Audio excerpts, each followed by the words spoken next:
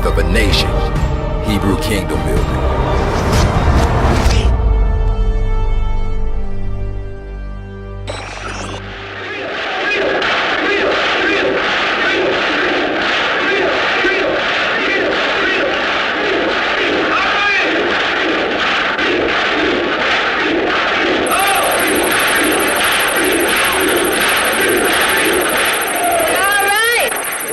Shalom, shalom. This is your brother Morris Williams Jr. here at Rebirth of a Nation. And today we're going to present to you America's Dark Past, the Emancipation Proclamation, the Illusion of Freedom. Now you may ask, this is 2017, why are we talking about America's Dark Past? What is that? What's the relevance of that in order to bring us together and bring us closer? Won't that bring a divide? So it's important to understand that you can't move forward unless you understand the things that have happened in the past. Our number one enemy here in America is ignorance. And because of ignorance, we can be deceived, or we can have blinders over our eyes and can't see where we're going and where we're heading. So it's important. In order to find out what the problem is today, you must go to the root cause of the problem, that see what happened in the past that is giving us the problems that we are experiencing here as a nation today. So this is why it's important not to just move forward, not to just move on like the past don't matter, because in order for us to move forward, move together as a cohesive group, we must identify what happened in the past that is bringing us our today. So now the scripture says the truth. You shall know the truth, and the truth shall set you free. But you will not be able to operate in true freedom unless you identify the lie that has you hostage. Because in order to walk into the true freedom that we have been destined to walk in, we must have truth. And that truth must identify or expose the lie that has been keeping us hostage for so many years. So now, how can we move together? How can we move forward? How can we come together as a nation? We must first do what? We must identify what the truth is according to what happened in the past. It would be just like an abusive relationship that a man and a woman has been together for 15 years, but the man has been abusive for 15 of those years. And then all of a sudden he get a revelation and say, well, look, I want to just move forward. Let's forget the past. But no, you must go back and deal with the things that have happened in the past in order to move forward in that relationship. So we would take that same model here. What must that husband do first? He must first identify the atrocities and the things that he have done that bring division into that relationship. And then the next thing that he must do, he must begin to admit that the things that he has done was wrong. The things that he had perpetrated on his wife was wrong. The next thing he must do is what? Repentance time. Is to make it right. What can I do to make these things right moving forward? And then we can have forgiveness in the relationship and move forward to healing. So that's the same thing that we must do even as here in America. We must first what? Identify the things that have been done wrong. The people that perpetrated the wrongs must do what? And I'm not talking about your everyday people. I'm talking about the people that are behind the scenes that have been ruling and making decisions globally wise, and also here that's been controlling America. What we must do first before we can move on as a nation is to identify what the truth is, to get rid of the ignorance, that we may move forward. The next thing we must do is the perpetrators must first admit that the things that they have been doing have been wrong. The next thing that we should do after that is have repentance. What can we do as a nation to make these things right? And after that, then we can have forgiveness, that we can move forward as a cohesive group and bring the true healing that we need here as a nation. So here are what we're doing today as Rebirth of a Nation. We are identifying the things of the past, the root causes, so we can understand what has been happening and understand our now of why the things are the way that we are. So here we're going, we're moving forward in this presentation called America Dark Past, the Emancipation Proclamation, the Illusion of Freedom.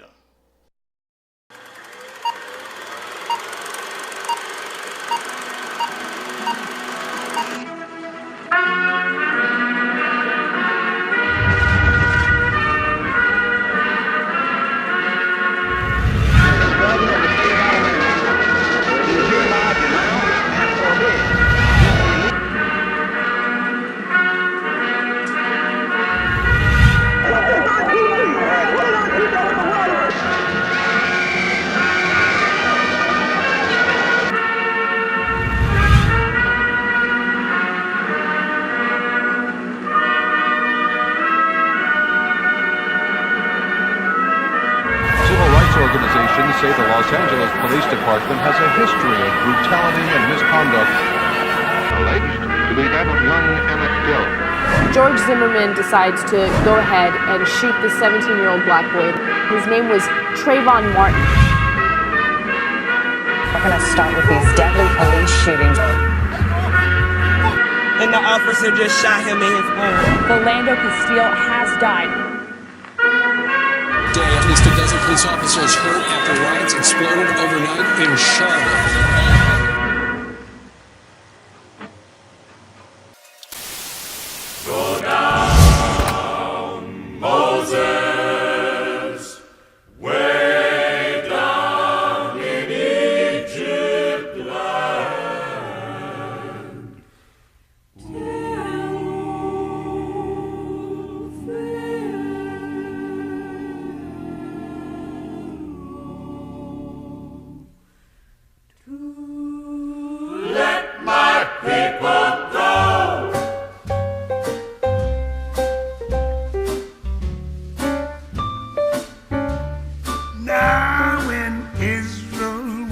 In Egypt land, let my people go. Oppressed so hard they could not stand, let my people go. So the Lord said, go down, Moses, way down in Egypt land. Before we move forward in this presentation, we must first go over some quotes that I think that is very important to give us an understanding of where we are. So let's see what the quote says. It said, when a lie is all that is known, the truth is inconceivable. For so many years, we have been fed different lies that we have inherited, believing that these things are true. So when somebody come to you as Rebirth of a Nation and bringing you the facts and bringing you the truth, it can be inconceivable when you realize the things that we have committed and pledged our heart to have been against us for so many years. So you must realize when a lie is all that is known, the truth is inconceivable. Another quote that we must understand that even Adolf Hitler used and said, he said, when a lie is big enough and spoken enough and loud enough, it will be believed as the truth. So think about when a lie has been continuous throughout the years, and then I, as a ruling elite, can put my lie in all the textbooks and put my lie on all the TV and movies and magazines and put my lie and make it your education, it will go on and be believed as the truth. The next quote that we must understand is a quote that says that history is a set of lies that have been agreed upon. Now, can we imagine that group of men that are behind the scenes dictating the history that we must know, dictating the history from what the oppressor's point of view, and begin to put this history in our school books, and we have to learn this history in order to receive an education. So could it be that we have been receiving a history only one point of view? So that's why it's important for us to understand this and move forward away from our ignorance, moving forward in the truth. All right, now we're going to end, before we get into this presentation, with these two last quotes that I think is imperative to our understanding. Let's see what Dr. Dresden James said. He said, a truth's initial commotion is directly proportional to how deeply the lie was believed. When a well-packaged web of lies have been sold gradually to the masses over generations, the truth would seem utterly preposterous and its speakers raving lunatics. Now, I know in this presentation, first initially hearing some of these things, you might think that we lunatics are thinking that this stuff is crazy, then it's going to conflict with what you've been being taught for so many years. So it's important not to reject something that you haven't investigated. So that leads me to this next quote by Eamon Spencer that says, there is a principle which is bar against all information, which is proof against all argument, which cannot fail to keep a man in what? Everlasting ignorance. That principle is condemnation before an investigation. So before you begin to condemn this or shut it down, do your own investigation. Search out history and see if what we're saying is true. Because again, we're trying to get to the root cause that has caused our problems today. So let's move forward.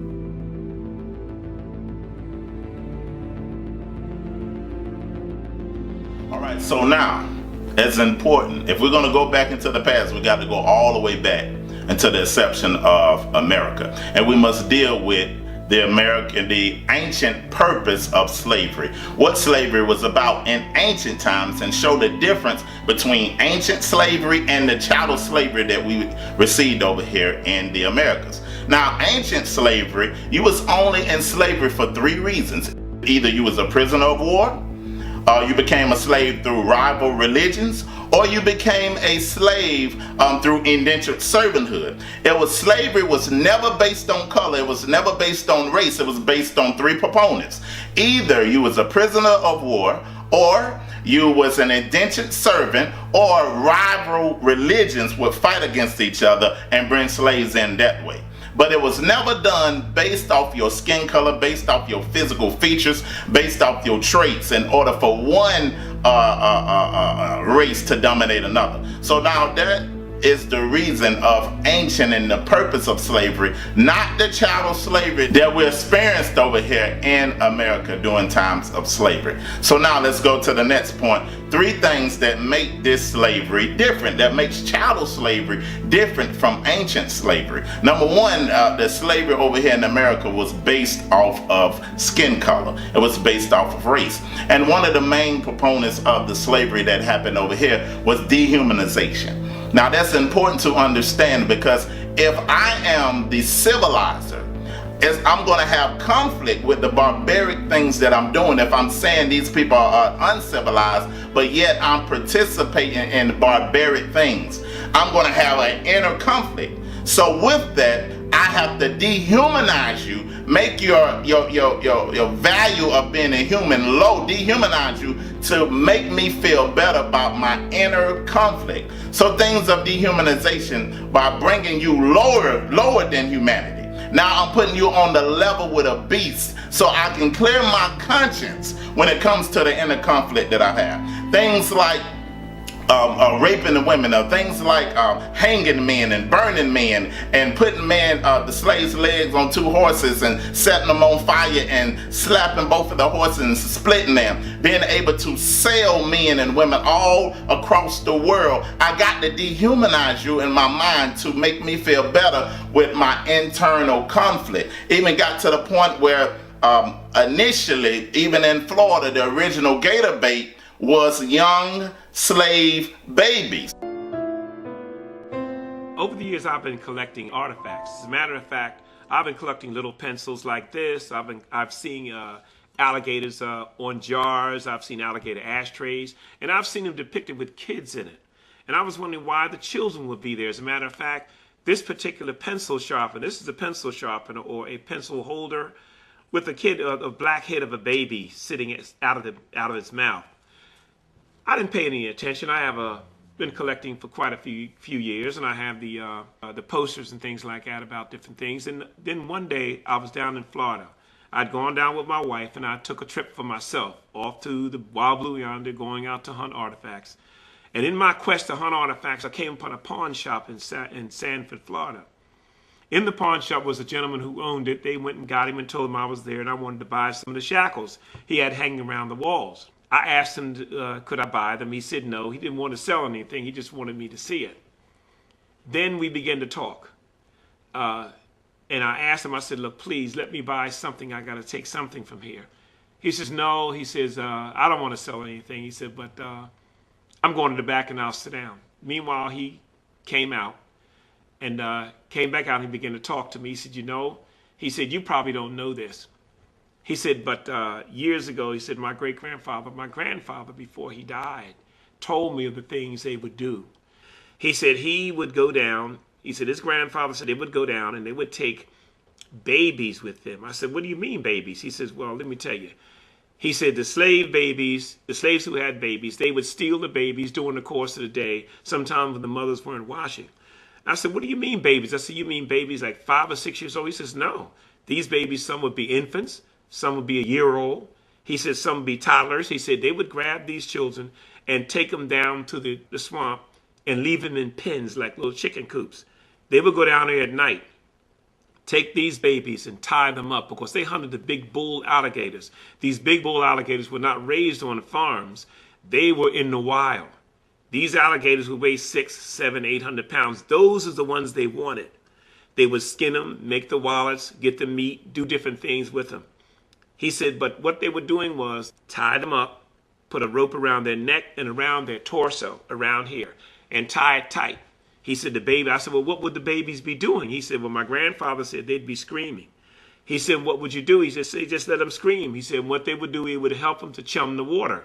He said, when they would throw the babies in tied to this rope, he said, in a matter of minutes, he said, the alligators were on them. He said the alligators would clamp his jaws on that child. As a matter of fact, once he clamped on him, he was really swallowed. You couldn't see anything but the rope. And we would pull the alligator in and tie his nose and hit him in the head with an axe, a pickaxe. He said we would then drag him to the shore. We'd drag him to the shore and leave him lay, and we would do it again, maybe 2 or 3 times a night. I said, so what do you mean? He said, well, yeah, they were taking these babies and killing them for alligator bait. I said, so all these things I've been collecting, are really, really something that I can really talk about and say they're of a truth by what you say? He said, I'm telling you, he said, nobody wants to talk about it. He said, I'm only telling you because you're here. I may never hear from you again. He said, but these things actually depict the acts that they did to slave babies back in the Bayou country and down the south. They did this. They hunted alligators with these babies. That's why they call alligator bait. Doing different things where we would rip the skin off people of color and use those for your belts and for your shoes. I have to dehumanize you in order to make myself feel better about the atrocities that I'm doing to you.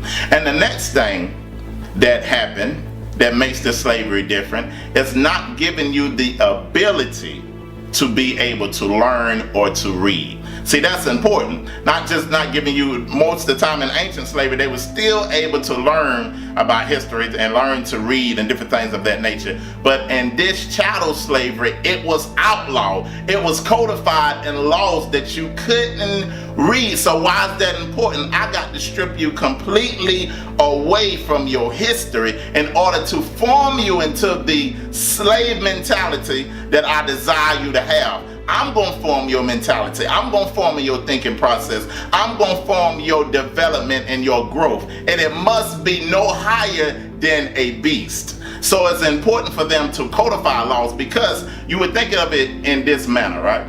Just say that you had a king that had a kingdom and he had sons. And all of a sudden, some nation came in, took his son away. His son was 3 years old, took his son away and made him lower than a beast, made him an animal. And him not realizing that all of his history is based off of him being connected to his father. So what they would do, they would shut off his ability to learn his history, because he wouldn't be able to understand. In his history, he was a priest. In his history, he was a king. In his history, he was above all. But if I take away his history, I can keep him at the level of a beast.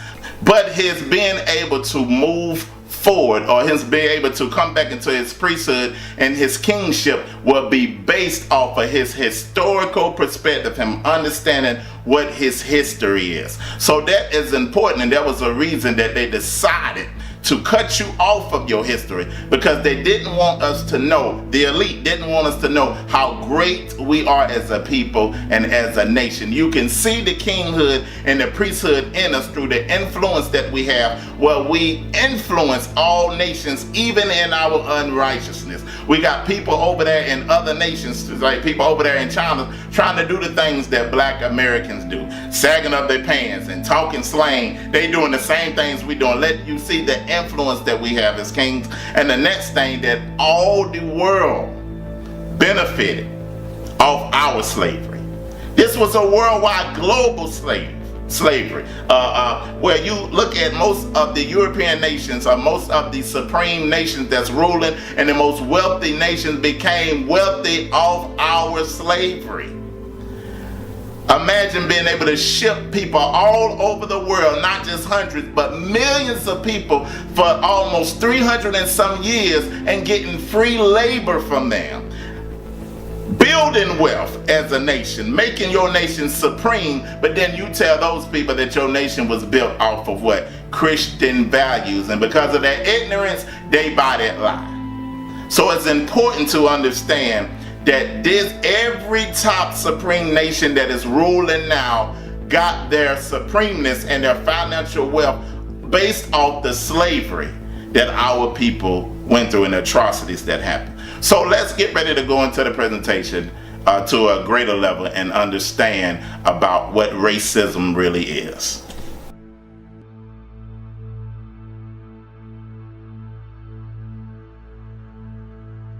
Okay, now dealing with racism, because a lot of times we look at somebody just being prejudiced or saying hateful things that they are racist. So let's see and get a full understanding of what racism really is.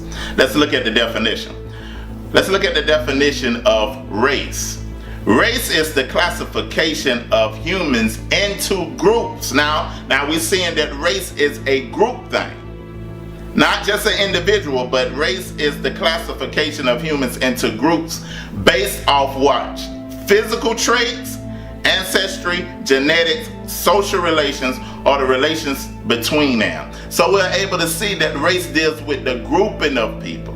Now let's look at the grouping of people versus what Dr. Francis Chris Wilson stated what white supremacy is. Because now we see that race is not based off the three things that we said. It's not based off being a prisoner of war in chattel slavery. It wasn't based off a rival religion in chattel slavery. And it was not based off indentured servanthood. It was solely based off of color and physical features of a group. So now let's look at what this group is doing in order to keep themselves on top, because race is the sense of the racing of the races to control the rest of the races. So now let's move forward.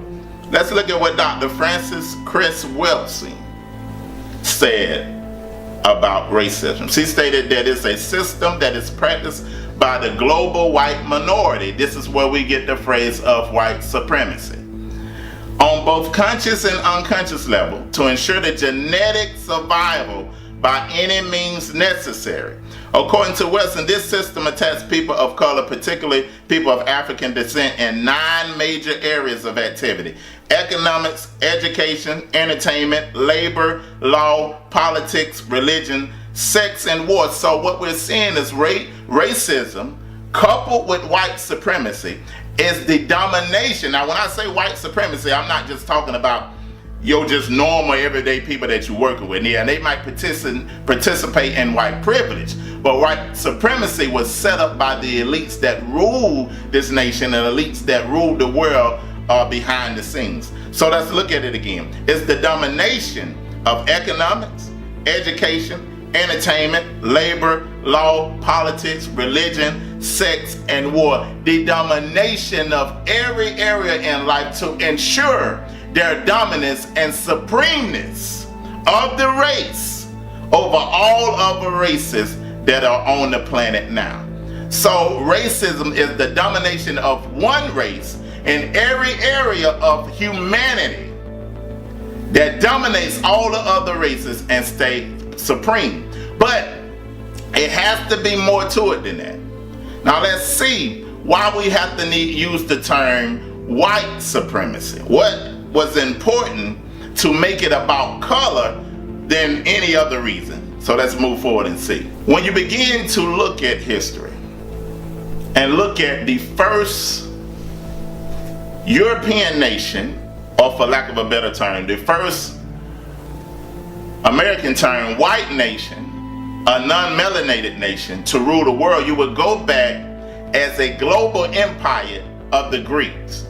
And when the Greeks would go into other nations and rule, what they would try to do, they would take the women and they would have sex with the women in order to produce babies, in order to reproduce themselves. But what they began to realize is these babies that they would have the physical features of the people of melanin, or melanated people, or of black people. They would notice that the baby's hair wouldn't be straight as their hair. They would notice that the baby nose wouldn't be as pointed as their nose. They would notice that the baby would have more of the physical features of the oppressed rather than the oppressor. So what would they do? From this understanding, they would begin to see and realized that people of color have what? Dominant genes, and people of non-melanated people have recessive genes, understanding that the first human being was a person of color that produces every color that we see around the world today. So what they begin to see is that they were the minority on the earth. Now in America, we are taught that we're the minority, which is true. We make up 13% of America. But on a global scale, the European of non-melanated people are the minority on earth. So they begin to realize that we must ensure our genetic survival. So now racism is not just about power and control of economics and domination of all other races, but it is to the core of it, to the elite that is running, not just your everyday, but the elite that is running these nations, is genetic survival of their seed. Because they realize that everybody that we mix with, they become more of the physical features of the people of color. So in order to ensure that, we must govern, we must rule, and we must dominate the other races to ensure what? Our genetic survival. So why in this captivity and this chattel slavery, they focused on, this is what Dr. West was able to show us, they focused on the genitalia area, where they would castrate slaves. And most of your ancient history with melanated slavery or indentured servanthood, they didn't fool with the genitalia. But because of the reproduction, just because of your genetics, you become a threat to my survival. So now, I must castrate you or systematically kill you, and to control every area of your life, because racism becomes by color and also becomes by the supreme and the elite's genetic survival. I understood it. I said, oh, okay. Now I understand. The discussions that were going on before, talking about black male-female relations, you've got to understand that those problems are tied to the system of white supremacy. And they are tied in a particular way. And they are tied in this way. Where's my, oh, here's the eraser. That if the problem that the people who classify themselves as white, if the problem that they face is white supremacy for the purpose of white genetic survival. Are you with me? Right. So this is the key. This tiny group of people, this tiny minority of people on the planet are trying to survive genetically. And so their thing, a lot of people say, oh no, their thing is money. They make money. They don't make melanin.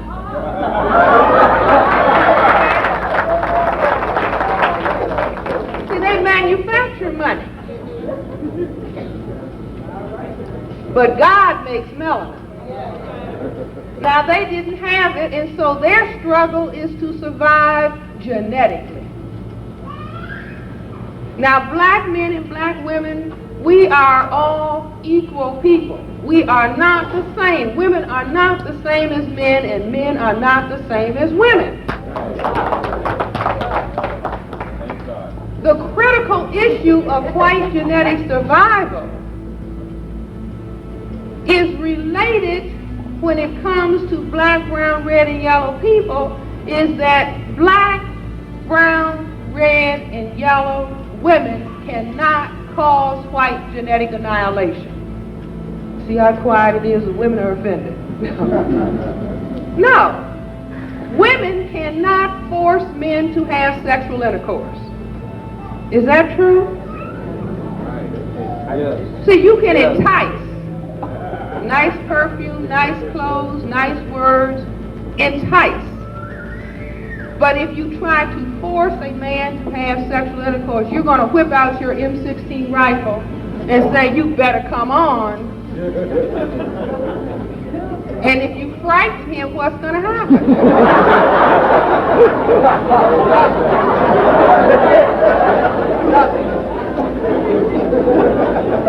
See, now these are basic facts of physiology. It doesn't require anybody to make this up. This is basic physiology so that women cannot force sexual intercourse. Men, white, black, brown, red, and yellow, can impose sexual intercourse. See, I'm not talking about rapists, but I'm talking about they can impose sexual intercourse.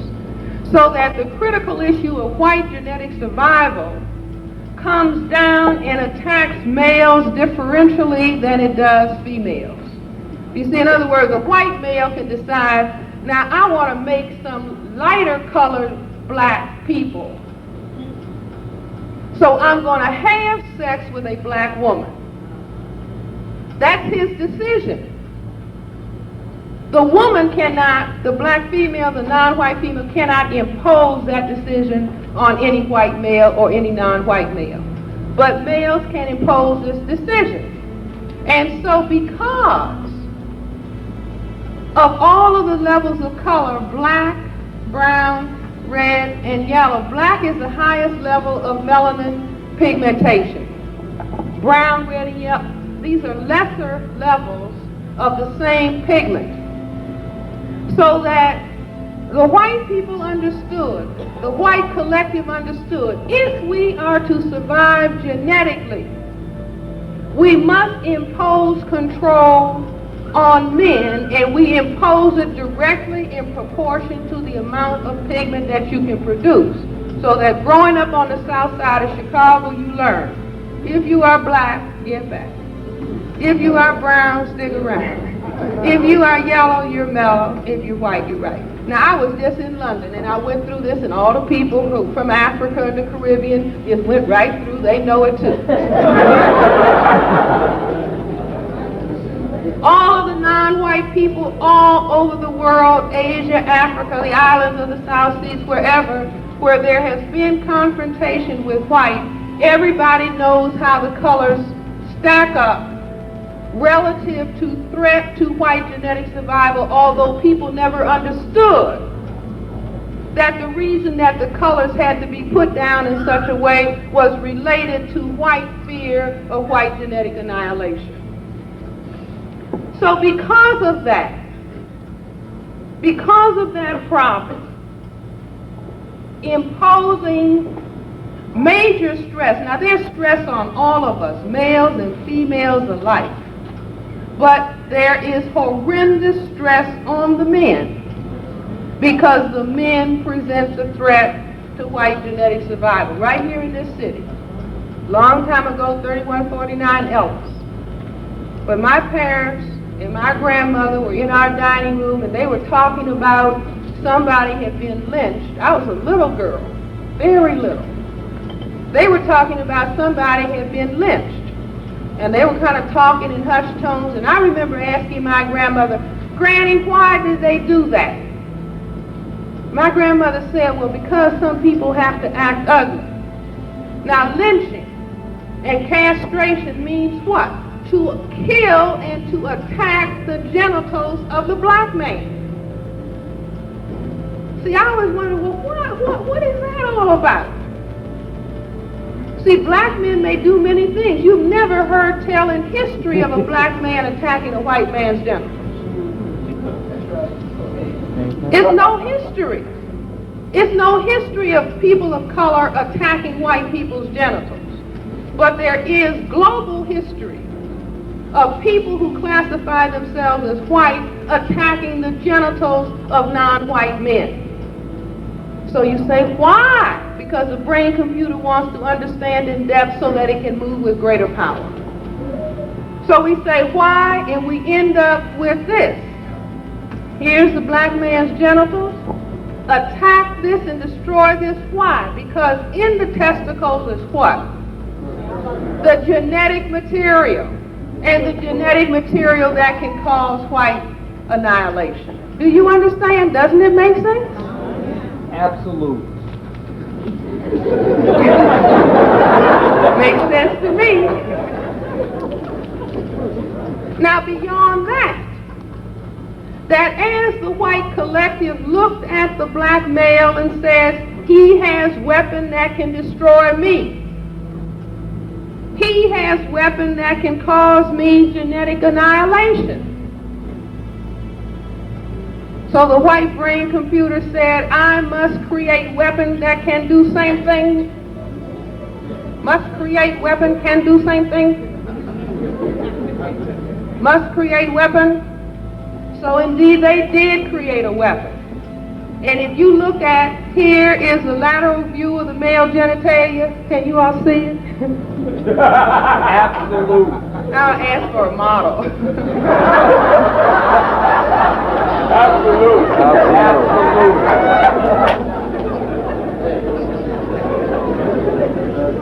All right, but look at this.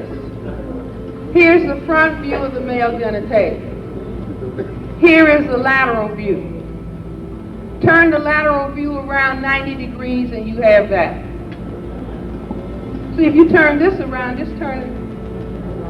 And then what is this but this? That's a gun. Do you see? Can you see that?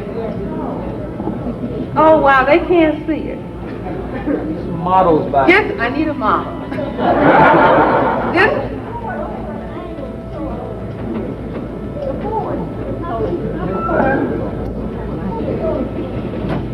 does that help? See? A volunteer. They want a volunteer. Just imagine. Think of the man standing with no clothes on. You see his genitalia. You see two testicles and a phallus, penis. Okay.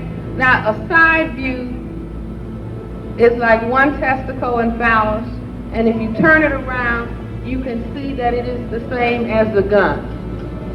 Are you with me? That side needs a model. Okay. Now, what does, within the white supremacy system and culture, what do they call the gun? Come on, class, this is a workshop. The great equalizer. Oh, do you understand? This then becomes equal to this.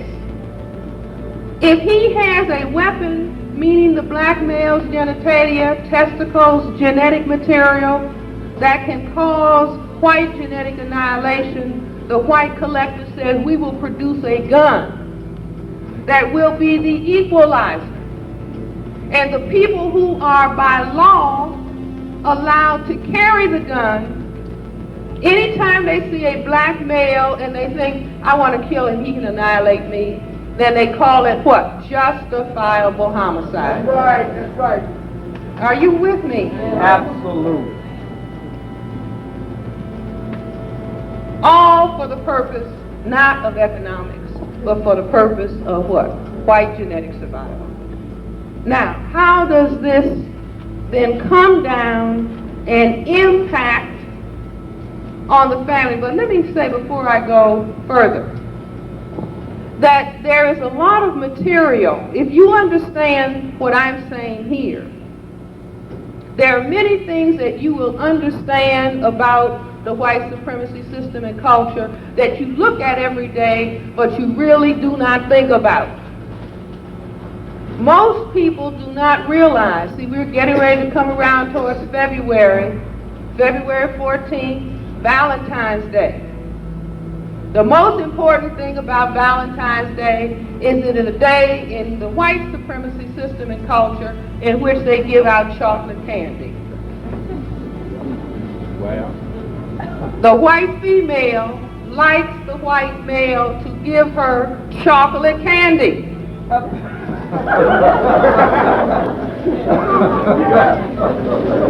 Now, as black females, you see, we follow, whatever they do, that's what we do. We want some chocolate candy too, without realizing that we already have our chocolate candy.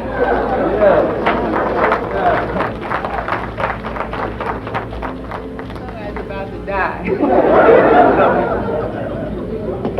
See, we don't understand that this Valentine with all these little pieces of chocolate candy. How many of you read the newspaper around Valentine's Day and see where they're talking about, ooh, dark and erotic chocolate? Absolutely. And did you ever say, why? What are they talking about? What they are talking about is that within the framework of the white supremacy system and culture, the white female describes her ideal mate as who? Tall, dark, and handsome. Absolutely. Do you all understand? So when they began to see that 9/10 of the world was melanated or people of color and 1/10 made up there, they began to realize that we have to dominate all resources, all areas in life, and also systematically kill them, because now you are a threat to me based off of your genetics. So we can't say I'm not going to participate in this race war. We are in a war and don't realize that we are in this war. And this is what is killing us, because we're ignorant to what is going on. So this is why the elite will kill you no matter what, because just because of your genetics, it makes you a threat to their genetic survival. So let's move on, because we are even able to see how this creeped over even into the games that they made, even into every aspect of their life. They wanted to ensure that anything that they created remind them of the dominance or the racism, the race of races for nationalism, the race of races for dominance, and at the core of it, genetic survival. They even put it in their games. Now you look at pool. The ball that hits all the other balls is the cue ball, which is what? The white ball. All the rest of the balls stay in a triangle. And the middle of the ball is what? The 8 ball, which is what?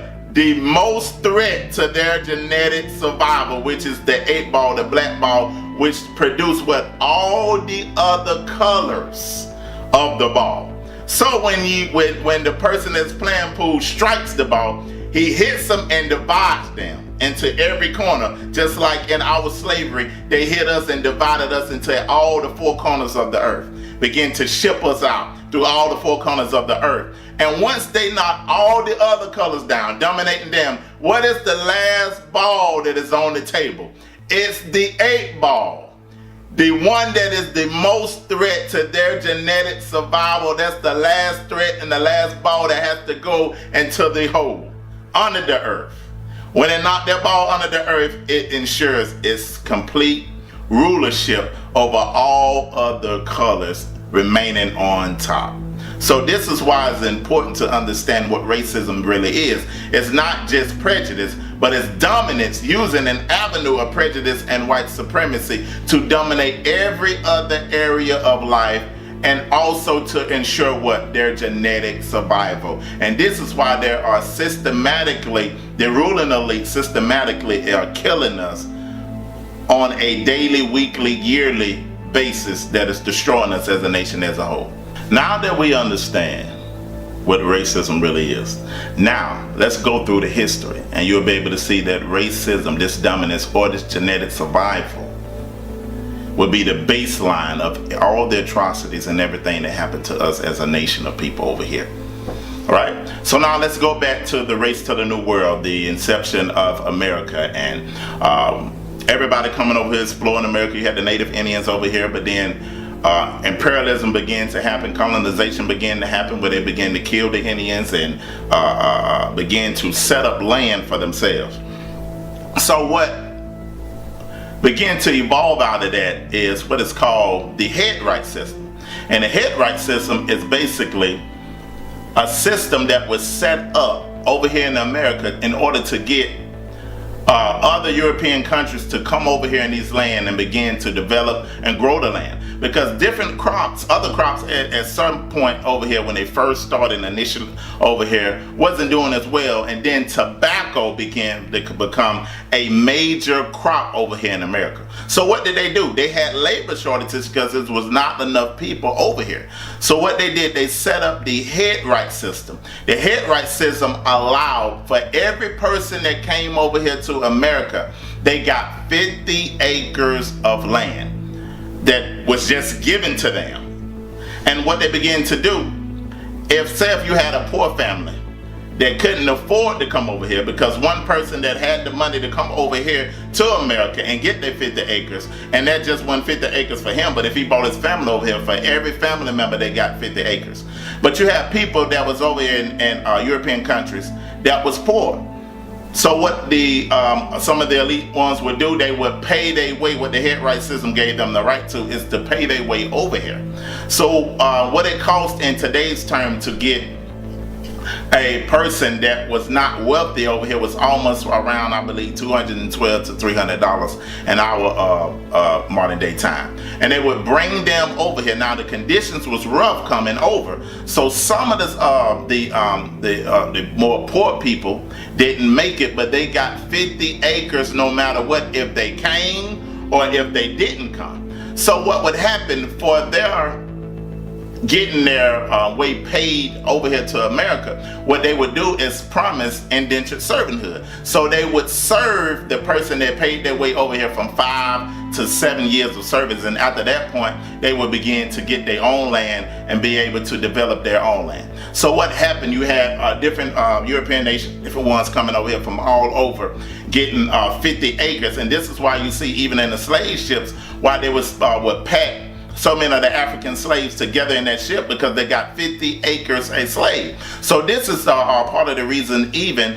why your Irish began to come over here, and most of them didn't have the money, so they was indentured servant. So yes, and different times that they was done wrong, they was was tricked and doing more to 5 to 7 years, different things, atrocities and stuff happened to them, while you had some African slaves over here also. So what they began to do, they began at one point to bind together and come together against the wealthy people, and set up fights and do different things in order to take different lands to bind together.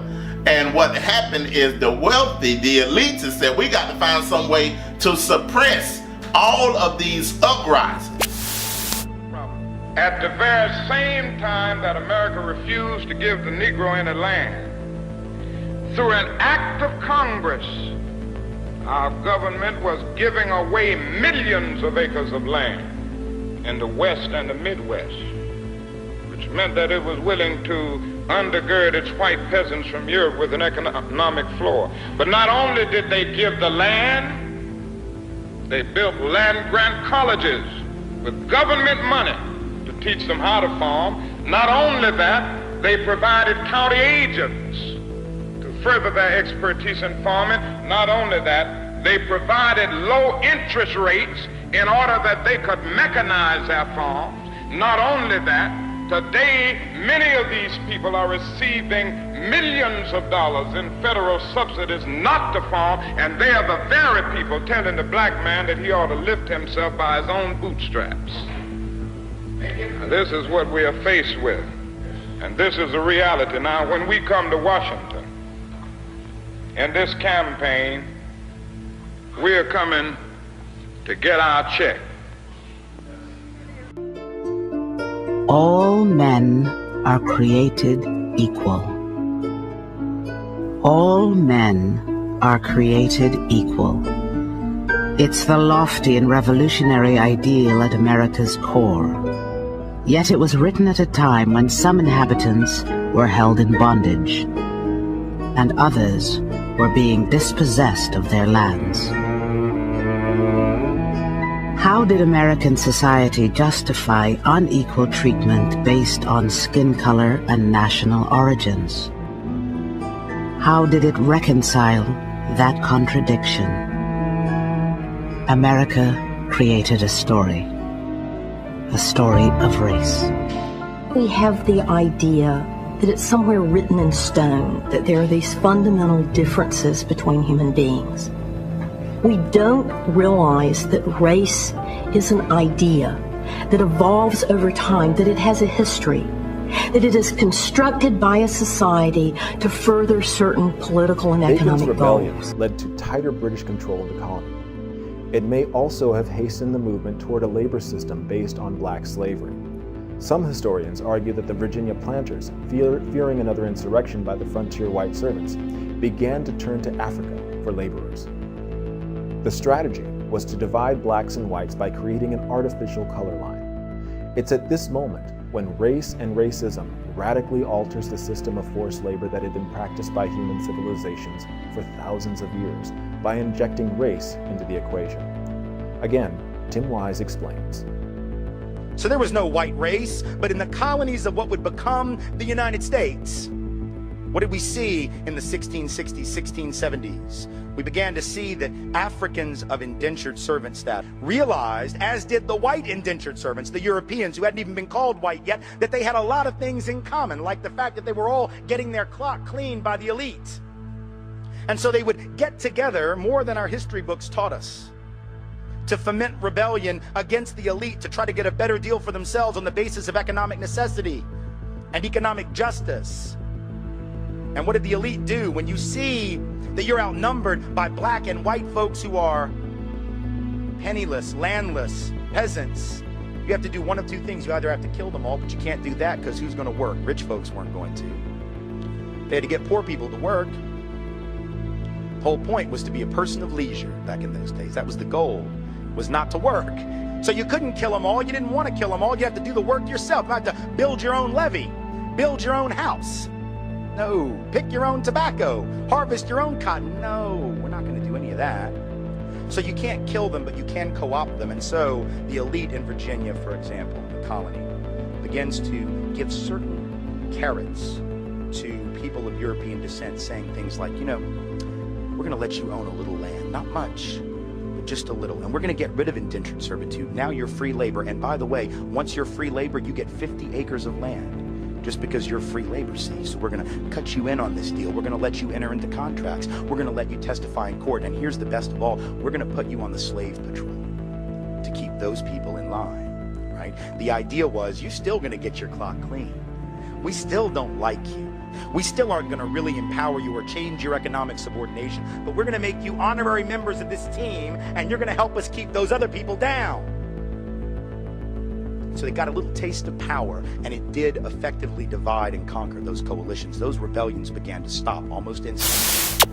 So that's when you go back to race being based off color, because during that time in the 1400s, race was never based on color. But then you see a turn up into the 17th and 18th century that it began to be based on color. So what they told the white indentured servants is, well, look, we're going to bring you into what is called the good old boy club.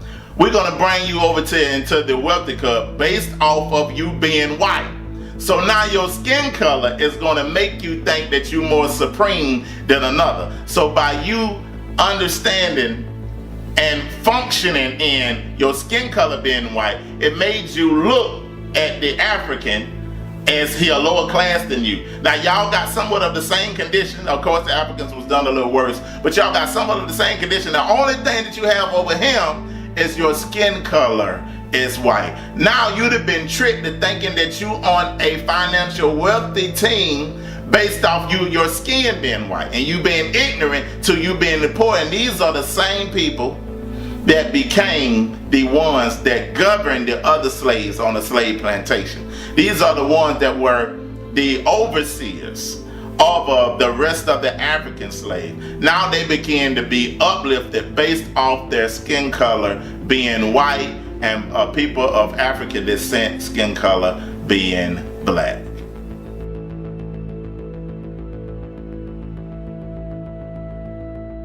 Now it's important not to just deal with everything that happened, but what's important to us here at Rebirth of the Nation is to understand the psychology behind slavery. Because the ball and chain of slavery have left us, but the psychology of slavery can still be self-refueling in the slave descendants' mind right now, still controlling them. So what I began to look at and what we began to study is the Willie Lynch letter. And this letter began to show us not some confusion out there that's saying if Willie Lynch ever really lived as a man, but that doesn't matter. The system that he set up, or the system that was set up, is living and still self-refueling up today. So now I always wonder how a few masters or overseers were able to control up to 100 slaves, up to 200 slaves. But when I began to realize the psychology behind the Willie Lynch letter, that helped me understand how they was able to control their mind and also make that control be self-refueling all the way up into 2017. We still are controlled by the things that are written in the Willie Lynch letter that has been imprinted in our heart, that we are self-refueling and carry out. So let's look at the psychology behind the making of a slave and the Willie Lynch letter. I'll take the affirmative. Take the meanest, most restless nigger. Strip him of his clothes in front of the remaining male niggers, female niggers, and nigger infants. Tar and feather him. Tie each leg to a horse facing in opposite direction, set him on fire, and beat both horses until they tear him apart in front of the male, female, and nigger infants. Bullwhip and beat the remaining nigger males within an inch of their life. Do not kill them, but put the fear of God in them, for they can be useful for future breeding. Anybody know who Willie Lynch was? Anybody? Raise your hand. No one? He was a vicious slave owner in the West Indies. The slave masters in the colony of Virginia were having trouble controlling their slaves, so they sent for Mr. Lynch to teach them his methods. The word lynching came from his last name. His methods were very simple, but they were diabolical. Keep the slave physically strong, but psychologically weak and dependent on the slave master. Keep the body, take the mind. I and every other professor on this campus are here to help you to find, take back, and keep your righteous mind. Because obviously you have lost it.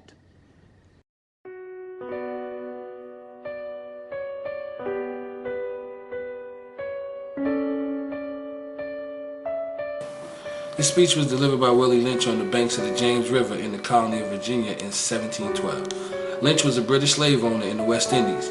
He was invited to the colony of Virginia in 1712 to teach his methods to slave owners there.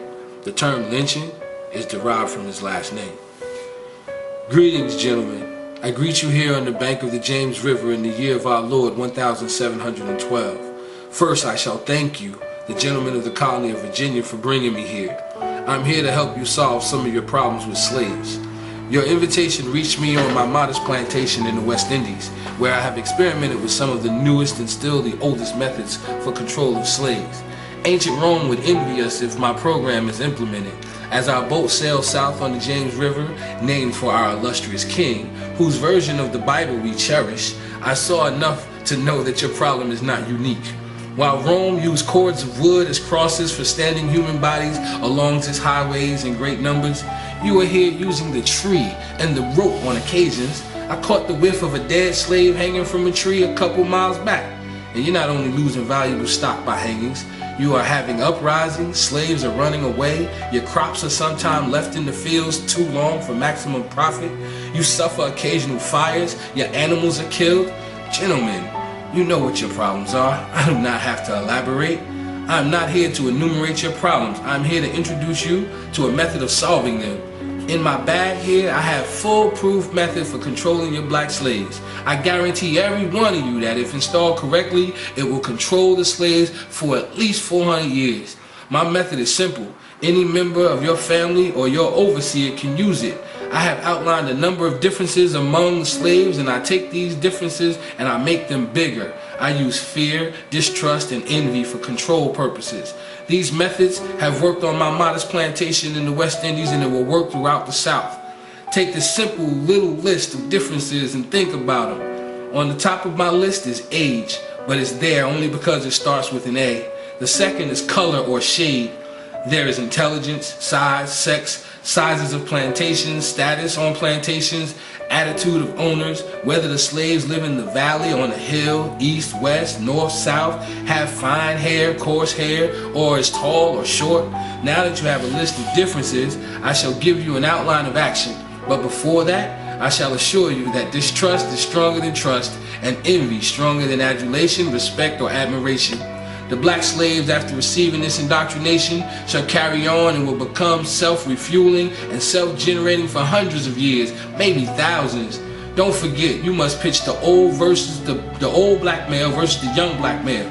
The young black male against the old black male. You must use the dark-skinned slaves versus the light-skinned slaves, and the light-skinned slaves versus the dark-skinned slaves. You must use the female versus the male, and the male versus the female. You must also have white servants and overseers who distrust all black, but it's necessary that your slaves trust and depend on us. They must love, respect, and trust only us. Gentlemen, these kids are your keys to control them. Use them. Have your wives and children use them. Never miss an opportunity. If used intensely for 1 year, the slaves themselves will remain perpetually distrustful. Thank you, gentlemen. Take the female and run a series of tests on her to see if she will submit to your desires willingly. Test her in every way because she is the most important factor for good economics. If she shows any sign of resistance and submitting completely to your will, do not hesitate to use the bullwhip on her to extract that last bit of bitch out of her. Take care not to kill her, for in doing so you spoil good economics. When in complete submission, she will train her offsprings in the early years to submit to labor when they become of age. Understanding is the best thing. Therefore, we shall go deeper into this area of the subject matter concerning what we have produced here in this breaking process of the female nigger. We have reversed the relationship in her natural uncivilized state. She would have a strong dependency on the uncivilized nigger male, and she would have a limited protective tendency toward her independent male offspring and would raise male offsprings to be dependent like her. Nature had provided for this type of balance. We reversed nature by burning and pulling a civilized nigger apart and bullwhipping the other to the point of death, all in her presence. By her being left alone, unprotected, with the male image destroyed, the ordeal caused her to move from psychologically dependent state to a frozen independent state. In this frozen psychological state of independence, she will raise her male and female offspring in reversed roles. For fear of the young male's life, she will psychologically train him to be mentally weak and dependent, but physically strong. Because she has become psychologically independent, she will train her female offsprings to be psychologically independent. What have you got? You've got the nigger woman out front and the nigger man behind and scared. This is a perfect situation of sound sleep and economics. Before the breaking process, we had to be alertly on guard at all times. Now we can sleep soundly, for out of frozen fear, his woman stands guard for us. He cannot get past her early slave voting process. He is a good tool, now ready to be tied to the horse at a tender age. By the time a nigger boy reaches the age of 16, he is soundly broken in and ready for a long life of sound and efficient work and the reproduction of a unit of a good labor force. Continually, through the breaking of uncivilized savage niggers, by throwing the nigger female savage into a frozen psychological state of independence, by killing the protective male image, and by creating a submissive, dependent mind of the nigger male slave, we have created an orbiting cycle that turns on its own axis forever, unless a phenomenon occurs and reshifts the position of the male and female slaves. We show what we mean by example. Take the case of the two economic slave units and examine them close. Now it's very important to understand the unnatural conditioning of the mind of the slaveholders and also the slave families.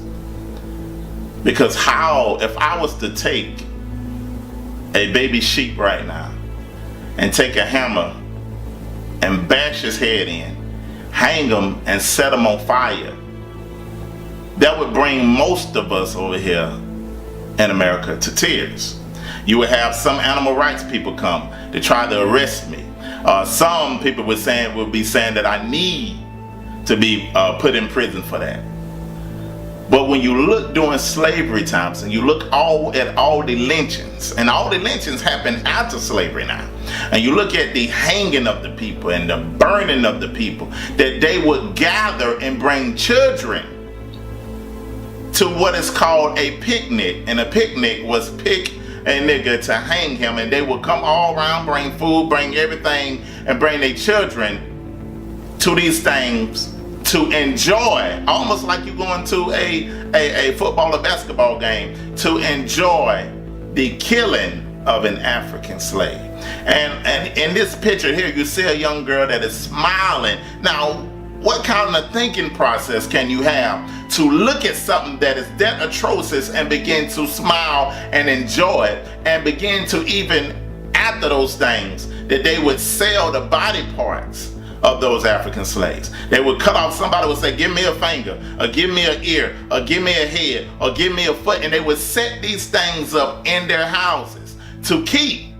He's a veteran investigator, and he was talking to this gentleman, basically getting his side of the story about how this gentleman's mother was left to die because she was African American, and the person who was supposed to be working on her wouldn't give her CPR because of that. So he's getting all of this information and getting the full story from him, and then all of a sudden starts asking him a lot of crazy questions. This dude, Sewell, because you don't know him, so we don't care about his first name. William. Oh, thank you. He says, the first thing he said to the guy is, have you ever been in a penitentiary? To which Sean Mullins said, I find that very insulting, actually. Then the guy launched into a story about how they used to, he has ancestors from that part of town that were part of a lynch mob, and they lynched a young black man, and they skinned him. And he was very proud to tell this man that they each took pieces of skin off of the man's back and used it as a knife sharpener strap. Mm-hmm. And I don't know how you don't take that as some kind of threat, some kind of emotional, physical, any kind of threat. But he certainly did. Yes. I would be too confused to be threatened. But there's a punchline, because when they asked Sewell about this, he said, he insisted to the station that he was just trying to convince Mullins and the others in the meeting that he understood what racism was like. Okay, so now the thing is, I could have found that somewhat conceivable, because everybody in the story keeps talking about how emotional he was in telling the story, how forceful he was in telling the story. And you think maybe some dudes are weird, right? Like maybe he was trying to find a way to relate with him. Now the thing that makes it a little less believable is the fact that he asked the guy whether he'd been in a penitentiary before, right out of the gate. Right out of the gate. And we found out later in an investigation of the investigator, okay, that it turns out that he might know the fire chief who was being investigated. Right. Okay. So now his job is to do an investigation to make sure that none of the government officials did anything wrong. Right? And Mullins comes and says, this looks pretty bad. The guy said, I'm going to not do CPR and hence let your mom die, which she did, because she's black. I mean, it doesn't get any worse than that. And this guy's telling the story, oh, yeah. Oh, yeah, first of all, have you ever been in prison? And second of all, remember when we used to lynch black guys? Okay, so I don't think that's the guy you want investigating whether there was racism. No, and they use a word that when, because we've already established that the guy telling the story is a little off kilter. Sean Mullins, who was the one saying this dude threatened and offended me, said that the guy got a little excited when he was telling this lynching story. So maybe there's another element to this. An even crazier sub-element to this. In the beginning, he was telling the guy, I still have that from the lynching in 1896, right? That's been passed down throughout my family. And then when they said, what the fuck were you saying to this guy? Are you insane or whatever? And he's like, oh, no, it's okay. I went back and looked, and I couldn't find the skin. So it's okay. It's got lost somewhere along the way. Okay, then not guilty. It's like trying to find a strap in the middle of a white sheet stack. It's almost impossible. Right. That's right. Yeah. It's so dark and insane. Yeah. The whole thing is just. Yeah. But the reason why I found this story so powerful, other than unbelievable racism that you see still active, alive and well, and applied to people. I mean, forget what happened to Mullins himself, which is unbelievable and outrageous. They let his mom die because she was black, and they would refuse to do CPR. And she died because of that. And that's not the main part of the story. Right. That's amazing. So, but it's so powerful because it reminds me of when I learned about lynchings for the first time. You read it in the history books. Oh, there's lynchings and they hang people, etc. There's lynch bombs. But they don't tell you the full story. And I was at a really small civil rights museum in Alabama. And this is really, I mean, if you're uncomfortable, just a warning here of how they used to do the lynchings, right? but it gives you a sense of the terror that African Americans must have lived in back then, right? Because, and of course the lynchings could have been for the most minor thing, looking at a white woman the wrong way and saying the wrong words to a white guy, whatever, right? So there'd be the hanging, but there would also be the burning, and there would also be the cutting of the genitals, and then putting that in certain places. And this is, well, of course, when they were alive, before they hung and hanged them and burned them, etc. But those are horrible forms of torture. But the two things that got me the most was people would have a picnic around the lynching. Yeah. And that's what this guy's referring to, right? So it's real. I mean, It's obviously, a social event. Yeah, it was, and they would bring their kids, okay?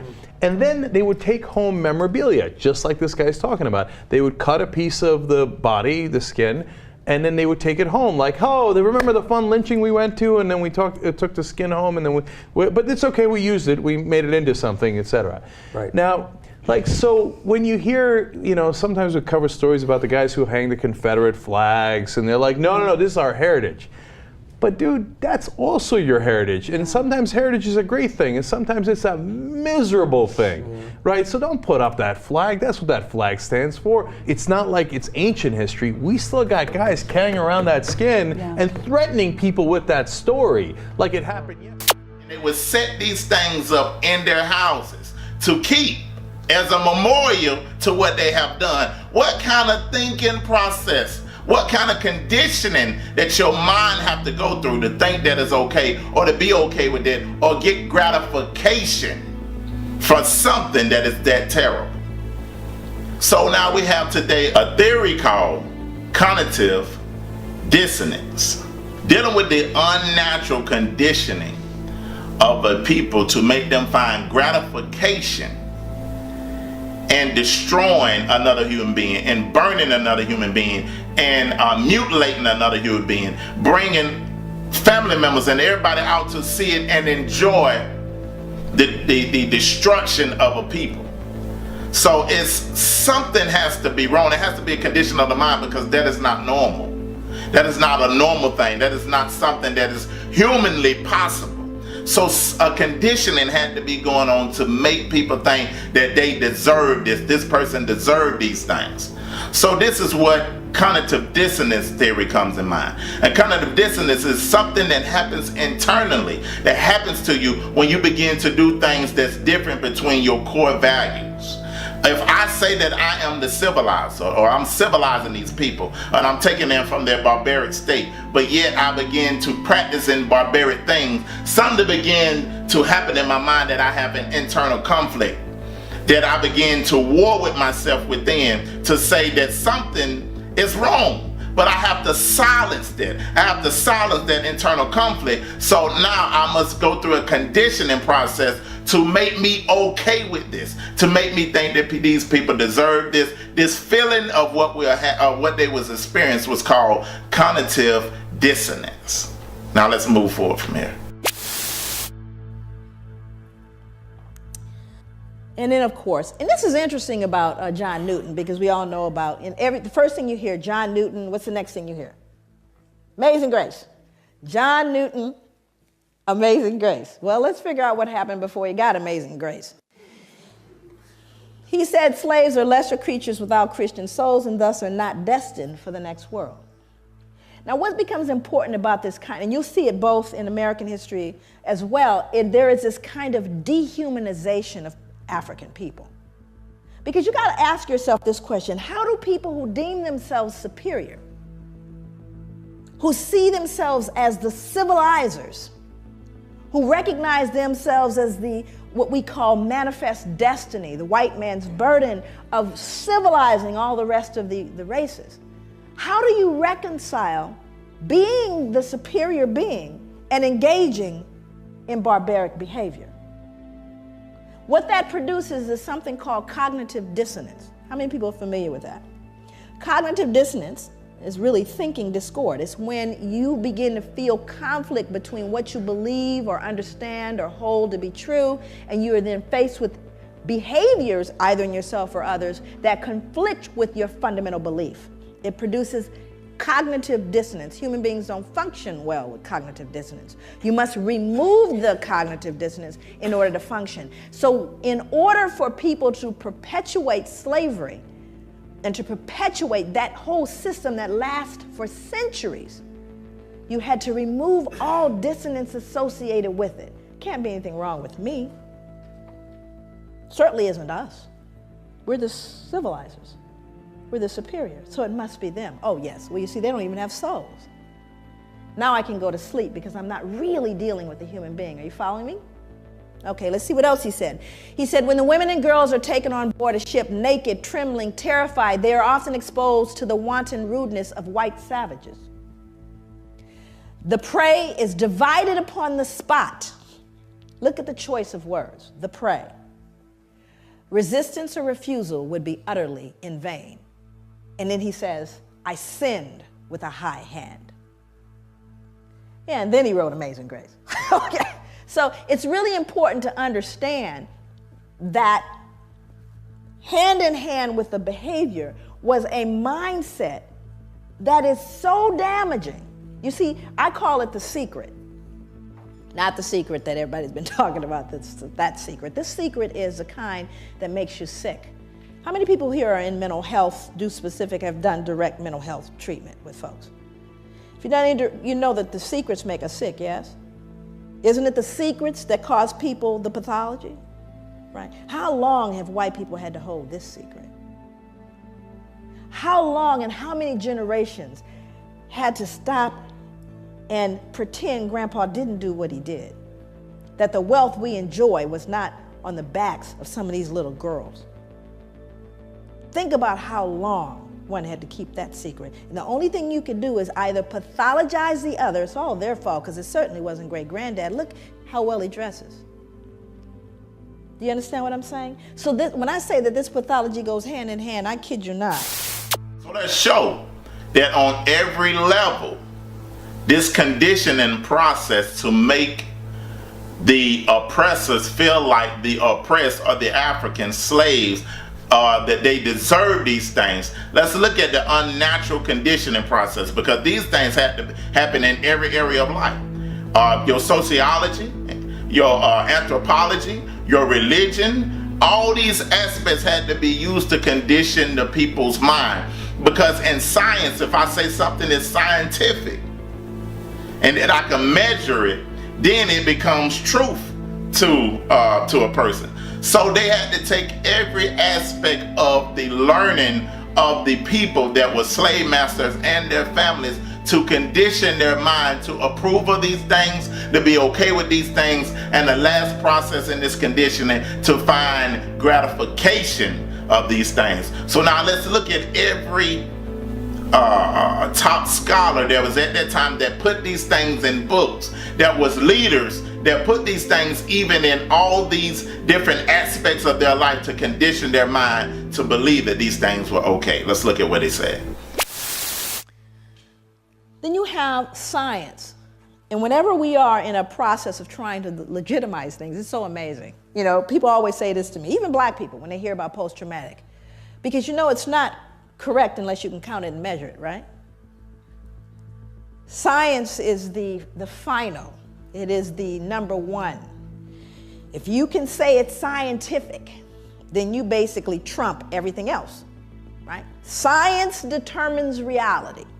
So if we can scientifically assert a thing to be true, then in fact it is true, because it's scientifically proven. It's a scientific fact. Matter of fact, that's what people will tell you when you try to say to them, I don't know if I agree with you. You know, it's scientific. It's a scientific fact, what I'm saying here, right? Which somehow makes it what? True. And it's also in a book. Now let's do the math. It's in a book and it's scientifically proven. Did anybody here realize that recently we lost a planet? Anybody know what planet we lost? How you lose a planet? You know, I became fond of the little picture with we lost a planet. We didn't lose a planet. You know what it means? Science was wrong. Now, have they ever said, you know, we were wrong about that planet thing? No. It's called a paradigm shift. So let's go to science. And I think it's important that we do. So we go to someone named Carl von Linnaeus. Now, Carl von Linnaeus becomes an important character in this whole conspiracy of silence and legitimacy and removing the dissonance. Carl von Linnaeus developed a system based on a criterion of skin color and laid the basis for 19th century racial classification. Linnaeus properly began the science of anthropology. So here we have the father of anthropology. Although color classification of races dated back to the ancient Egyptians, anthropologists refer to Linnaeus's Systema Naturae of 1735 as the first modern study of man. While Linnaeus advanced classification with his use of a color criterion, he also fixed on his 4 families of man certain moral and intellectual peculiarities that continued into the 19th century anthropological vocabulary. He described Homo Americanus. Who might that be? That would be Native American. American Indians. Homo Americanus. And what did he say about them? He said they were reddish, choleric, obstinate, contented, and regulated by custom. Homo Europaeus, as white, fickle, sanguine, blue-eyed, gentle, and governed by laws. Homo Asiaticus, that'd be Asians, as sallow, grave, dignified, avaricious, and ruled by opinions.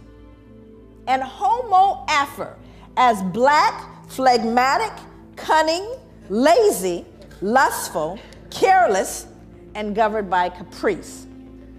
These insights into what Linnaeus defined as racial character, personality traits, behavior, intelligence, language, and a host of other related categories were transmitted into subsequent attempts at a science of classification and became more fixed than the races themselves. Not a shred of science here. But it is in a book. And it's touted as science. And what's more important, my students, I teach graduate students in social work. And they'll say, but Dr. Leary, my God, we're looking at 1707 to 1778. We are, right? After all. But do you not hear these same attributions today? Those blacks, they're lazy, all of the exact same, am I telling the truth? In your newspapers, in your accounts of them, do you not hear these very same things? So does it matter that it started in 1707 and 1778 and has no scientific merit? That's multi-generational, is it not? It's being passed along. Part of the swallowing into the social gullet. Those are the beliefs, you see. So it doesn't matter whether it's true or not. And thank you, Carl von Linnaeus. Again, he's removing the cognitive what? Don't they deserve to be treated the way we treat them? Have we not just justified what we've done? After all, I just told you this is who they are. We're not wrong. We're just trying to keep the domestic tranquility. Makes sense. I'm having a clicker thing. There we go. Johann Friedrich Blumenbach. Just look at him. He's not right. We could tell already. But he had to contribute his part as well. He says, now this man, Johann Friedrich Blumenbach, he was an individual. How many of you are familiar with the term Caucasian? Oh, yes. Then you know Johann. He would designate 5 races or varieties of man in the second edition of his work on the natural variety of mankind. His division into Caucasian, Mongolian, American, Ethiopian, and Malayan races, with the added Carl von Linnaeus descriptive peculiarities, became the subsequent basis of most 19th century anthropomedical studies. While Carl von Linnaeus founded his system principally upon skin color, Blumenbach considered a combination of color, hair, skull, and facial characteristics as fundamental means for classifying the 5 varieties of man. Central to his study was the Caucasian, a term which he originated. He took the name Caucasian, listen for the science, from Mount Caucasus because its southern slope had cradled what he felt to be the most beautiful race of men, the Georgian. The Caucasus near Mount Ararat, upon which the biblical ark came to rest after the flood, seemed the appropriate source for the original race of man. No science yet. Now I'm going to quote him. These are his words. For in the first place, the stock displays, as we have seen, the most beautiful form of the skull, from which is a mean and primeval type. The others diverge by most easy gradations on both sides to two ultimate extremes. That is, on the one side, the Mongolian, on the other, the Ethiopian. Besides, it is white in color. Anybody here ever met a skull that wasn't? Besides, it is white in color, which we may fairly assume to have been the primitive color of mankind. Zippity-doo-dah, no science, nothing to found this whole thing. He figured white skull, humanity began white. It's scary, but it's in a book, and it's touted as science, and we swallowed it without question. But race is a concept of society that insists there is genetic significance behind human variations in skin color that transcends outward appearance. However, race has no scientific merit outside of sociological classifications. There are no significant genetic variations within the human species to justify the division of races. Mankind is one. We are one humanity. Isn't it a shame that we are still debating that in 2008? But the reason why we continue to debate it is we still try to reconcile the ugly stuff that we've never dealt with. We still want to say they deserved it, so no one has to feel bad about all of those little babies dying and ignoring the ravages of Africa and killing young black males and urban cities, and disproportionate imprisonment, and disproportionate disparities in health. Oh, it must be their fault. How do you reconcile it? You see, rather than deal with it, we just continue to try to justify the behavior. Thomas Jefferson, you all know him? Yes, he's one of my favorite people, actually. I close out my book with a soliloquy from Thomas Jefferson. I actually end my book with it. Because Thomas Jefferson made a statement. Here's a man highly regarded in the United States. I mean, there are more statues of him than probably anybody. And he made a statement towards the end of his life. He says, "Indeed, I tremble for my country when I consider that God is just and that his justice cannot sleep forever." You see, it haunted him to his grave because Thomas Jefferson knew. He knew what would happen. Matter of fact, he predicted exactly what we're dealing with today, what happened between people of African descent and those of European descent. Predicted it. He was a bright man. How do you reconcile behaving in such a barbaric way? Well, let's see what he said. He said blacks smelled bad and were physically unattractive. Well, this was inconsistent with his behavior because, you know, he fathered slaves, Sally Hemings. So it didn't smell that bad, huh? Now, here's a more important one. He said we required less sleep. Now, that one's more interesting to me. Why would he need to? What dissonance was he feeling that he would need to believe that blacks required less sleep? Why? What did he do? You know, he owned slaves. So what do you think? How hard do you think he worked them? What was a work day for a slave? Sunrise to sunset. But do you have any empirical evidence, Joy? Can you prove that? Because you know, if you can't write it, you know, count it and measure it, it didn't happen in European culture. Is that correct? You got to count it and measure it. How many of you have measurable objectives? Measurable outcomes, you better measure it. I don't care if you tell them. Can you tell your boss really, truly, at the end of the year, we're doing better now? I've been to work every single day I've watched, and I can guarantee you we're doing better. Is that going to fly? That would be no. That means you have to count it and measure it. And if you didn't count and measure, it didn't happen. So when you start looking at the notion of requiring less sleep, that's an interesting thing, because I have to believe if I work you that hard. And boy, I got humbled when I found out how hard folks worked in the sugar plantations. Ooh-wee, I got humbled by how hard folks in the Caribbean were worked. But what I decided to do is I looked at the Library of Congress. Most of my work over the 9 years that it took to write the book, 6 years of that was research. The other part of it had to do with doing interviews of elders and reading slave narratives, and there are thousands of them. This is just one taken from the Library of Congress.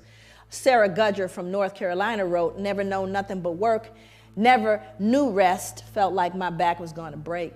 This the gospel truth." Then I looked at what happened in the sugar plantations, and this was amazing.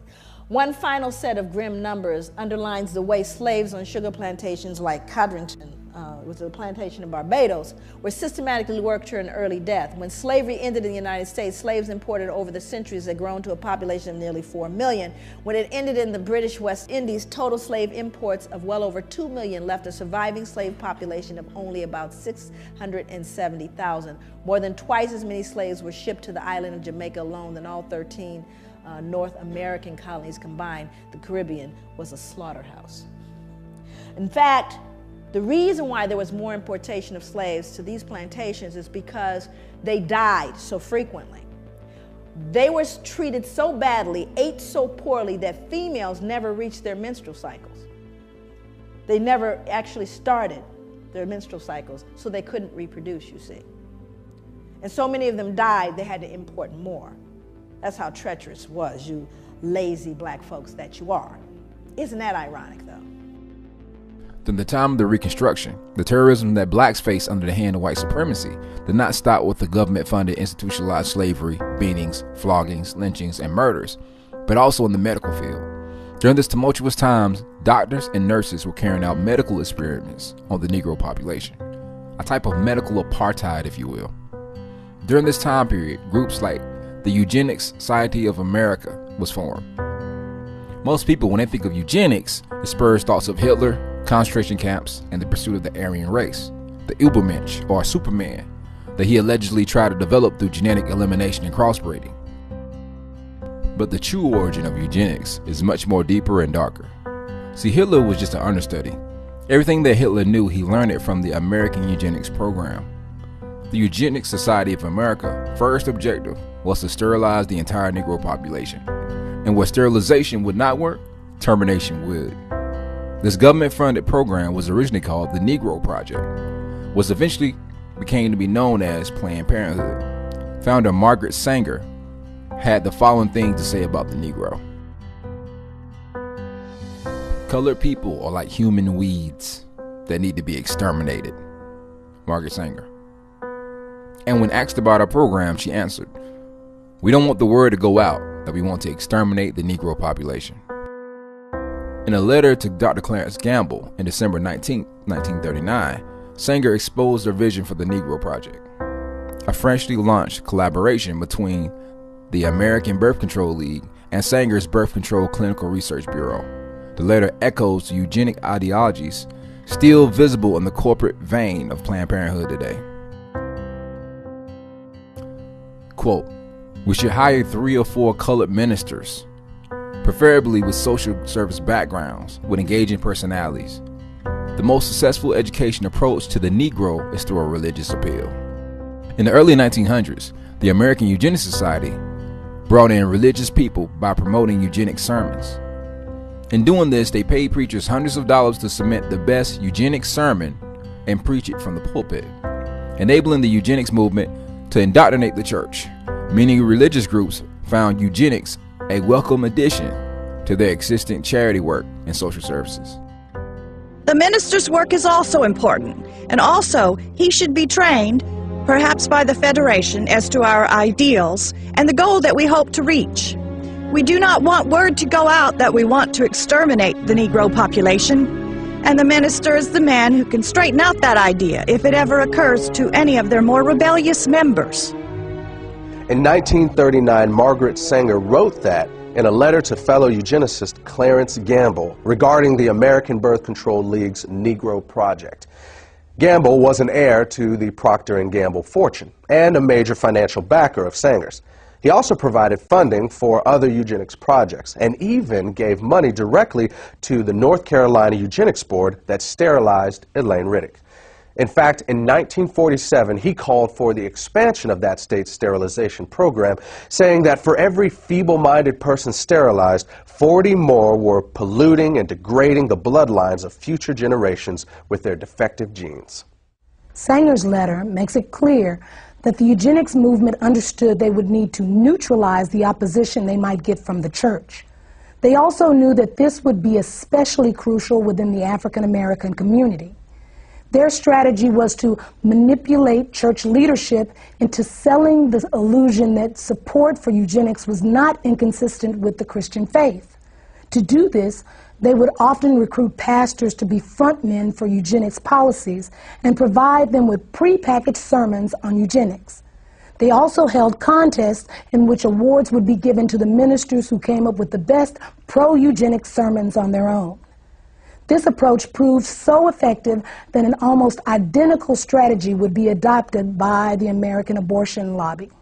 I have seen the news media literally hide their trucks so that they would not be in a position to have to cover the demonstrations in front of Cobo Hall, only to bring them out after the demonstrators had left. This is an outrage that the black community is having the life of its babies destroyed, and the NAACP and the media are knowingly conspiring to keep this information from the public. This is an outrage, and it should be dealt with by every fair-minded American. We look at this issue of civil rights leaders who sell out, even when they clearly know that birth control and abortion are being used for black genocide. We need to understand that by the 1960s, population control, especially black population control, had become almost a religion for America's white power structure. And from the start, they made it clear that if you crossed them, or if you challenged their agenda, they would chop you off at the knees. And that remains true to this day. Whether you're talking about the liberal social engineers who control the Democratic Party, or the wealthy elitists who control the Republican Party, or the media, or the academic community, these people have created a kind of family planning cartel that does not tolerate dissent. And they have always been especially ruthless about this when it comes to African Americans. A perfect example of this was seen in the case of Samuel Yet.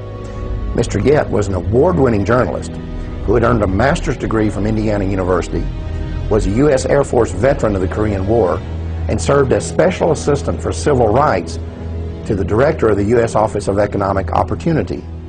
He was also a professor of journalism at Howard University and a columnist for several magazines and newspapers. In 1968, Yet had become the first African-American reporter hired by Newsweek magazine, and he quickly became their Washington, D.C. bureau correspondent. But then 3 years later, he wrote a book that exposed high-level plans within the United States to use birth control and abortion as instruments of black genocide. Then immediately after his book was released to the public, Yet was called into his supervisor's office and fired. At that meeting, he was informed that his dismissal had been orchestrated by the Nixon White House. The next year, Yet told the New York Times that pressure had been put on Newsweek to get him out of Washington. Then later, despite the fact that his book was selling well, had received at least 2 national awards, and was being used as a textbook in over 100 colleges, Yet's publisher dropped him and the book went off the market. What's important to recognize about this situation and others like it was that this family planning cartel was sending a message to those who might have influence within the African American community, whether they were politicians or journalists or college professors or civil rights leaders. They were being warned that when it comes to population control, they only had 2 options. They could either get on board with it or they could keep their mouths shut. And when people like Samuel Yet told them what they could do with their 2 options, They paid a price that few others had the character or the courage to pay. Just in case you thought that line of thought was exclusive to Sanger, here are some quotes from a fellow eugenicist. We have them as the greatest problem and most destructive force which confronts the white race and the American civilization. The best way to hate a nigger is to hate him before he's born. Leandro Perez. Non-white races must be excluded from America. The red and black races, if left to themselves, revert to a savage or semi-savage state in a short time. Lothrop Strader, director of the American Birth Control League. The black man has never been a competitor, but has always been subservient to the white race. And just so long as he remains subservient, his position is secure. And just soon as he becomes a competitor, his fate is sealed. Dr. Benjamin Hayes, eugenicist. Even during the Nixon administration, President Nixon was caught on tape discussing the need to control the black mortality rate. In January of 1973, the Supreme Court legalized abortion on demand throughout the United States, and almost immediately, the Religious Coalition for Abortion Rights was formed. Less than a year earlier, the following conversation had taken place in the Oval Office of the White House. It began on the 30th of March, 1972, and continued 4 days later on the 3rd of April. This is an actual recording of that conversation. The speakers are the President of the United States, Republican Richard Nixon, and members of his senior staff. A majority of people in Colorado voted for abortion. I think a majority of people in Michigan voted for abortion. I think in both cases, well, certainly in Michigan, they will vote for it because they think that what's going to be aborted generally are the little black substates. As I told you, we talked about it earlier, that a hell of a lot of people want to control the Negro bastards. Yeah. Isn't that very true? Well, we know what we're talking about, population control. Sure. We're talking really, and what John Rockefeller really realizes, the people in what we call our class control their populations. Sometimes they'll have a family of 6 or 7 or 8 or 9, but it's exception. The people who don't control their families are people the people that shouldn't have kids. Now that's the black population. Black in the city of San Francisco has gone from 3,000 right after World War II to where they represent 30% of the population of San Francisco. That's it. The Religious Coalition for Abortion Rights was originally created with the financial backing of John Rockefeller, and its current president is an African American who was once appointed to the Washington, D.C. City Council by Richard Nixon. In the early 1990s, the organization changed its name and is today known as the Religious Coalition for Reproductive Choice.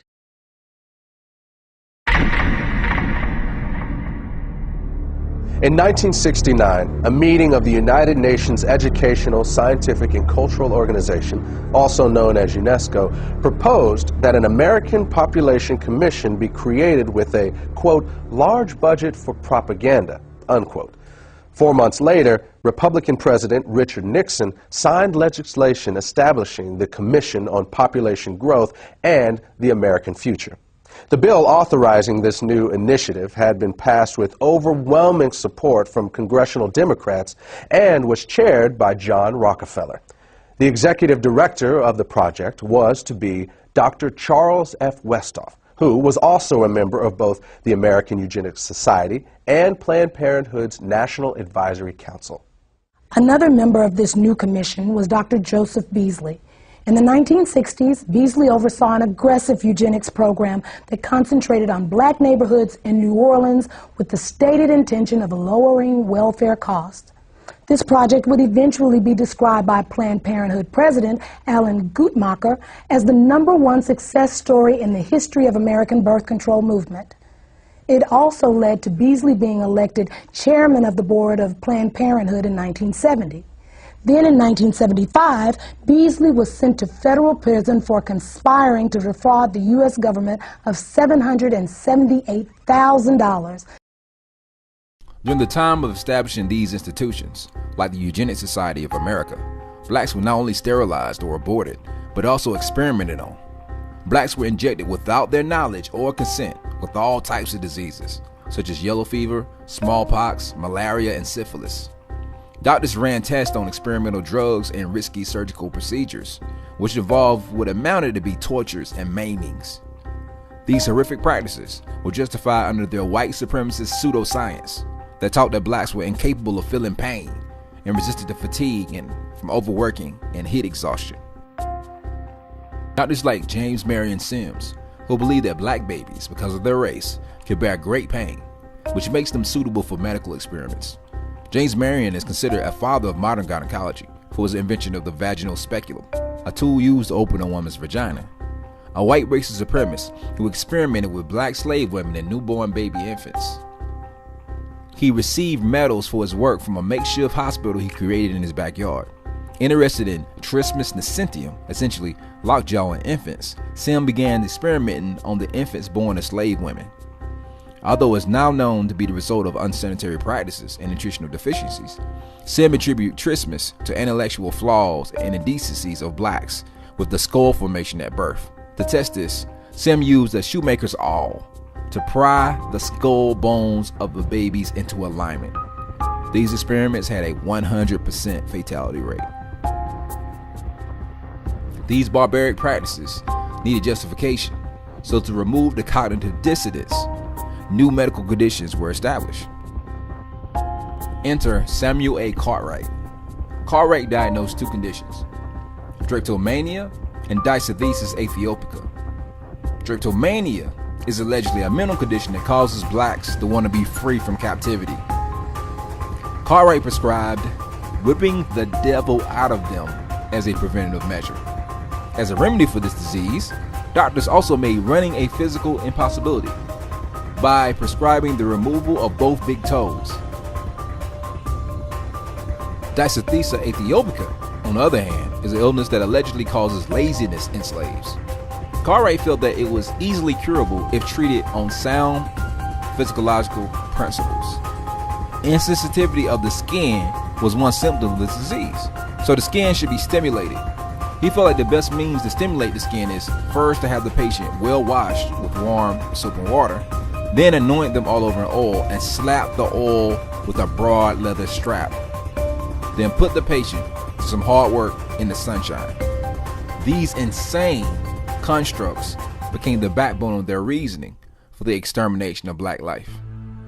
Now, let's talk about Abraham Lincoln, the one through the 13th Amendment, the 14th and the 15th, but the 13th Amendment, that he freed the slaves, that all our hard and bad days was over. We moving forward, we finna move into the promised land, because good old Abe, he came by, seen our atrocities, and had compassion on us, and began to write the 13th Amendment that freed all of us, so we must honor him, respect him, and even want it in our mentality to give him his own day. Put him on a Black History list.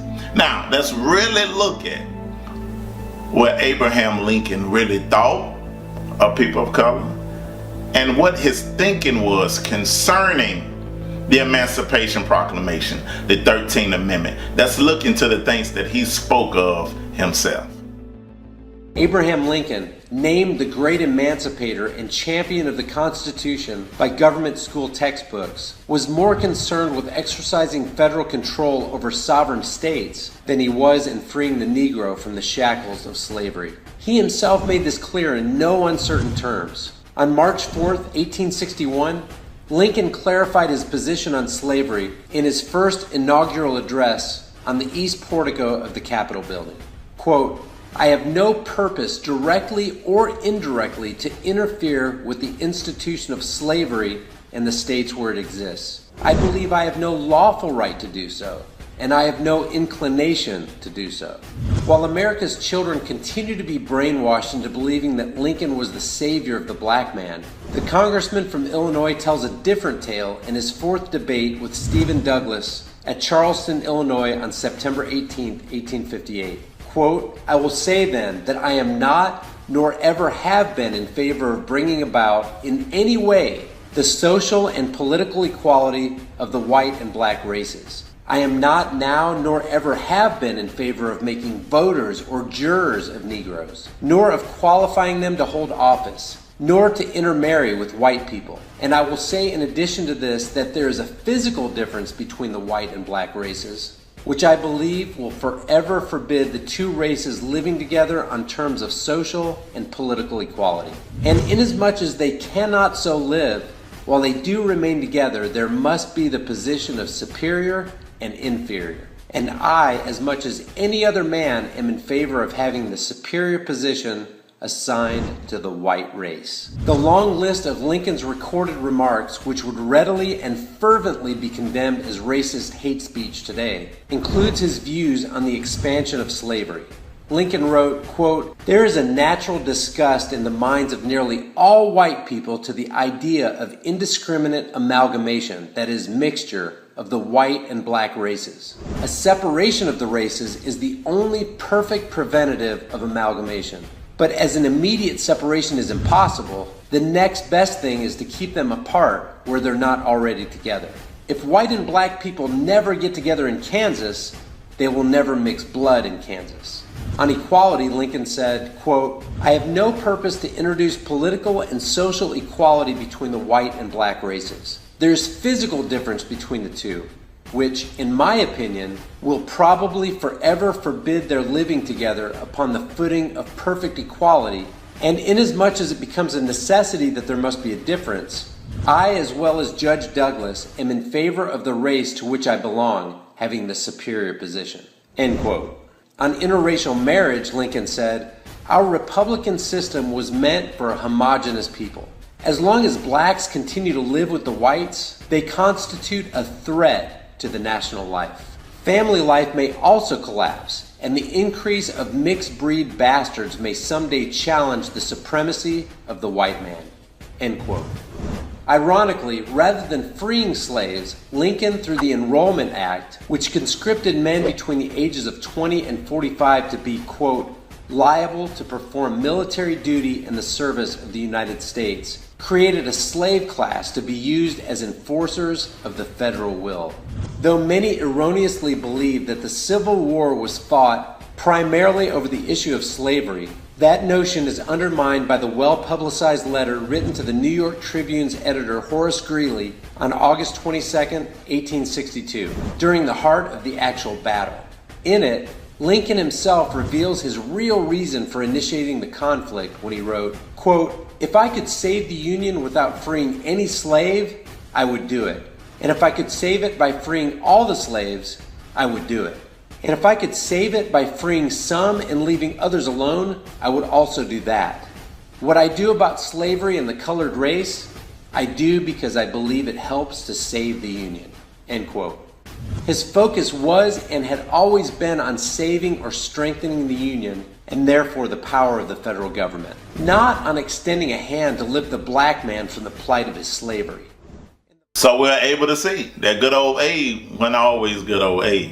We was able to see that his main focus was not the compassion that he was supposed to have on us as a people because of slavery, but his main focus was saving the Union. Because just as he said, if he could have saved the Union by leaving slavery as an institution, he would have done that. If he could have saved the Union by freeing every slave, he would have done that. If he could have saved the Union by freeing some slaves and making some slaves still participate in chattel slavery, he would have done that. He said the things that I allow or disallow is based on the saving of the Union, not the compassion for the slaves. So we're able to see what his mindset was, right?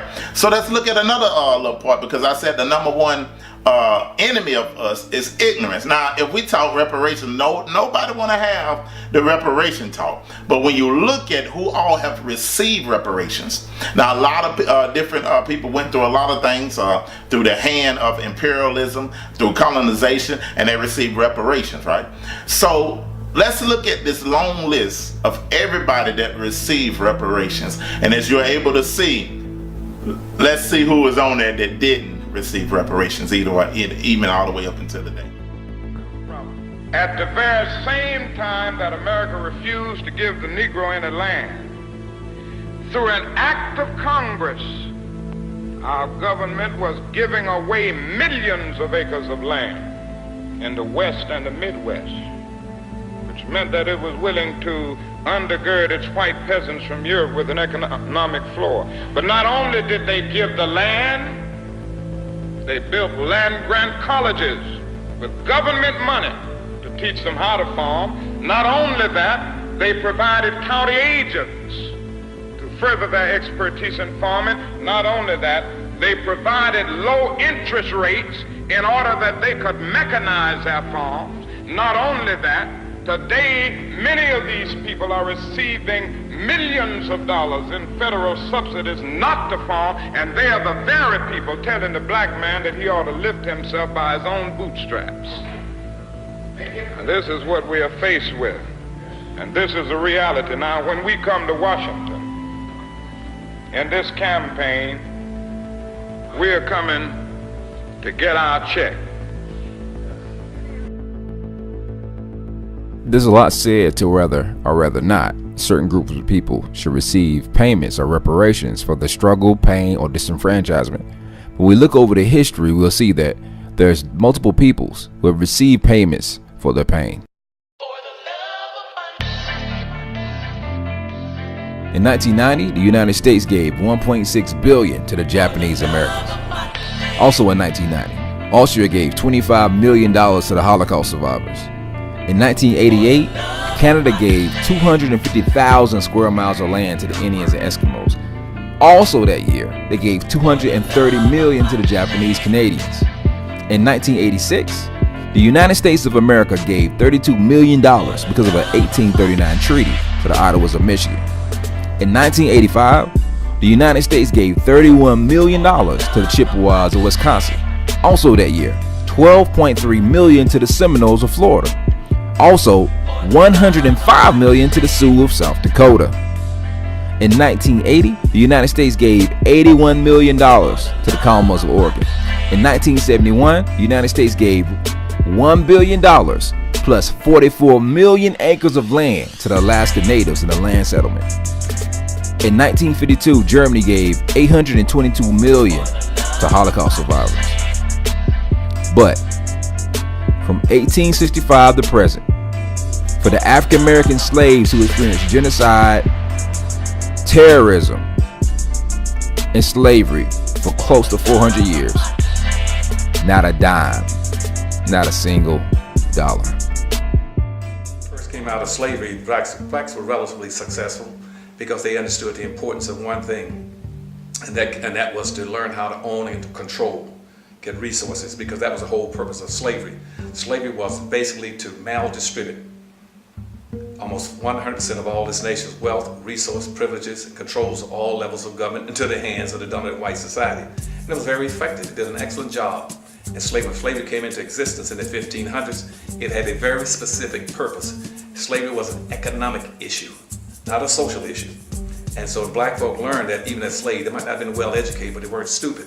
They figured out that he who owns and controls has the power. And so when slavery ended in the 1860s, about 1866, at that point in time, they learned something else from the radical Republicans who came out and said that black people in America can only be one or two things. Either you're going to be slaves or you're going to be free. To be free, you must minimally, these blacks must minimally, 5 million, almost 5 million blacks must minimally have 40 acres, a mule, and $100 given to them coming out of slavery if they're going to play this game. Because at that time in slavery, black folk were the primary generators of wealth on the earth. This country had invested over $8 billion just into slavery. That was more money than all the businesses and all levels of government put together. And black folk as slaves, they knew the importance of wealth and owning and controlling. And they wanted that 40 acres and a mule and $100. And Congressman Thaddeus Stevens, Charles Sumner, and Benjamin said that on the floor of the United States Congress in the 1865 Civil Rights Law. Give black folk 40 acres, a mule, and $100. And Andrew Johnson came, when he became the president after Lincoln's assassination, he killed the bill. They came back again in 1866 again and said black folk have to have resources to be able to compete. And then later on they converted that to the 14th Amendment in 1868. But in the meantime, black folk left slavery. not owning, controlling anything. Black folk left slavery after 400 or 500 years, penniless, poor, disorganized, no religion, no clothes, no food, no animals, no home, no land, no tools, no weapons, nothing. And white folks told them, go out there and compete. And unfortunately, our leadership didn't understand that. You cannot compete not owning anything. But a few blacks got the word. They said, what we got to do is try to get some of that land at 40 acres and a mule.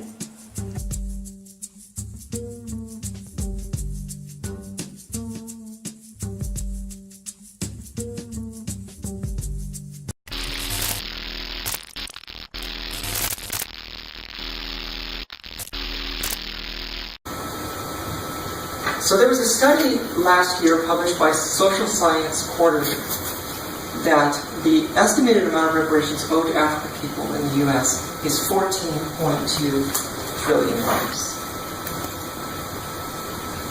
White people owe reparations, but not only for the enslavement of Africans, we owe reparations for the ongoing colonization of Africans in the United States. And Yes Magazine published this really good story last year called 40 Acres and a Mule would be at least $6.4 trillion today, in addition to $14.2 trillion for slavery. 40 Acres and a Mule would be at least $6.4 trillion today, in addition to $14.2 trillion for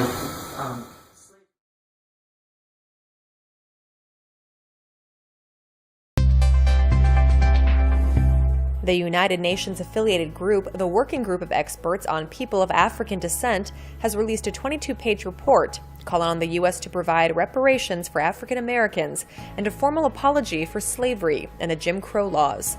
The group stated that the country is not acting with the due diligence to protect the rights of African Americans, as evidenced by the lack of gun control and stand-your-ground laws, among other things. Even though the group has official ties to the UN, Ted Picone, a senior fellow at Brookings Institute, said, UN reports like these are not binding or given much visibility in the U.S. The U.S. government has ignored the UN in the past, including the Committee of the Elimination of Racial Discriminations report in 2014 that included recommendations to prohibit racial discrimination in all its forms in federal and state legislation, including indirect discrimination, covering all fields of law and public life.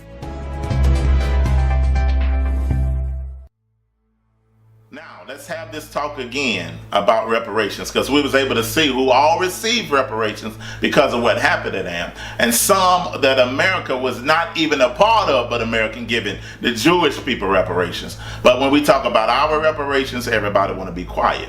But we know that our number one enemy is what? Ignorance. Now let's look at who did receive reparations through something that is called the District of Columbia Emancipation Act. This is an act where slave masters petitioned the government for the Emancipation Proclamation, that the freeing of slaves, that they petitioned the government to receive reparations for the slaves that they lost in the District of Columbia. And do you not know that Abraham Lincoln signed that bill and gave them reparation for each slave that they lost?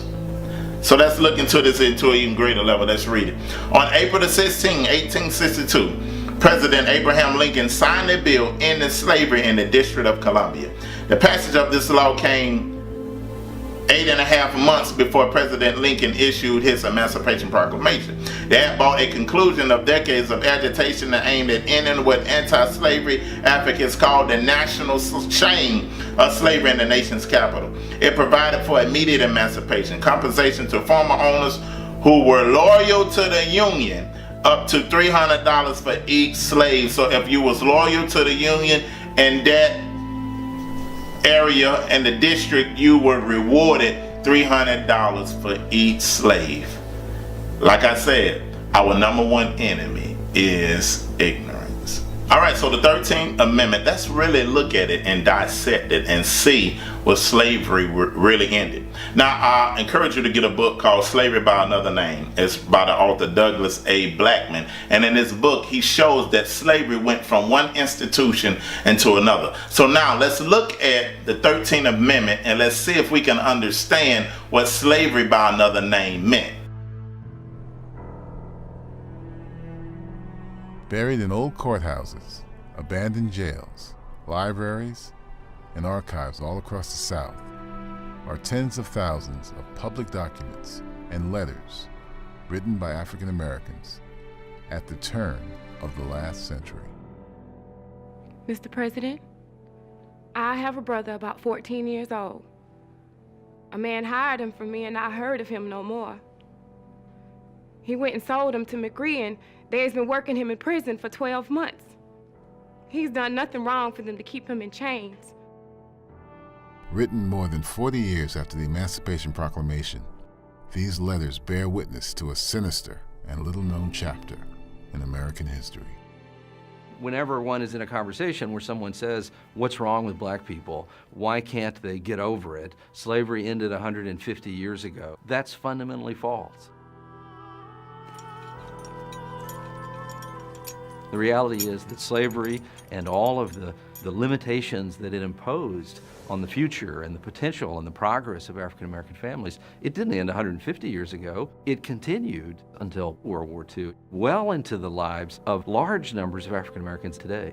For more than 80 years following the Civil War, hundreds of thousands of African Americans in the South were pulled back into the shadow of slavery.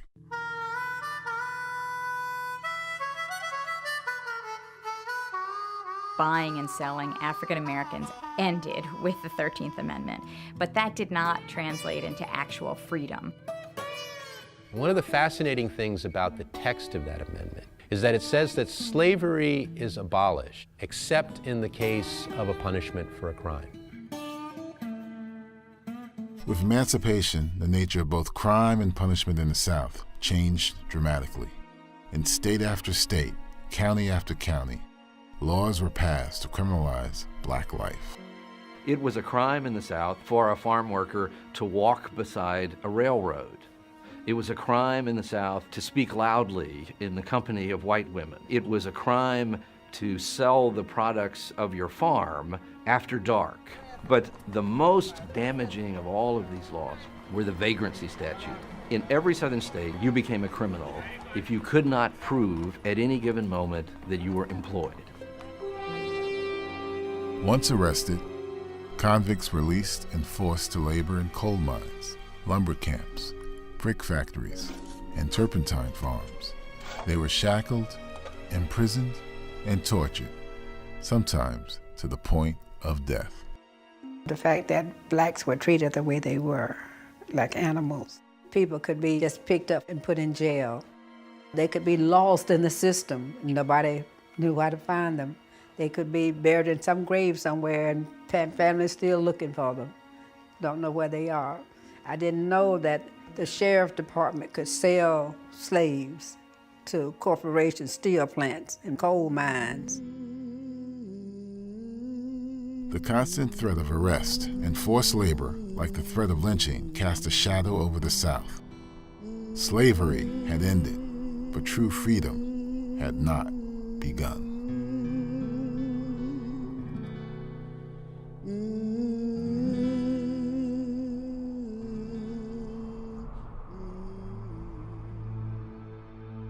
Now we're able to see through the understanding of the 13th Amendment, well, what it was truly saying, slavery by another name, we was able to see that slavery now had been outlawed unless it was punishment for a crime. And we have understood what convict leasing was, where now I don't have to care about my slave now. Because when one dies, I can just have crimes out there. Remember the black codes and the black laws and the pig laws and different stuff that we just went over? Now I can just grab me another one, make more laws on them, and grab me another slave. So now I can work them in coal mines and they can work from sun up to sundown. I can still beat them, I can still whoop them, I can still discipline them. Everything was still the same, but now slavery was punishment for a crime.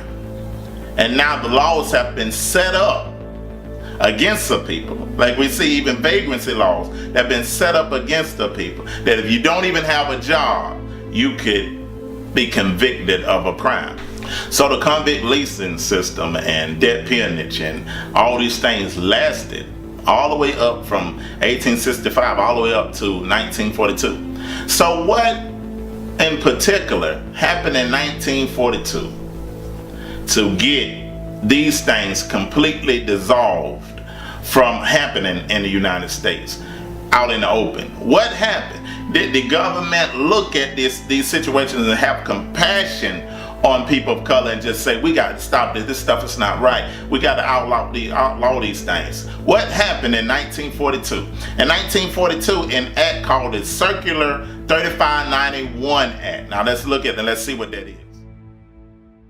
The Circular 3591, dated December 12, 1941, enabled authorities across the country to finally break the backs of involuntary servitude.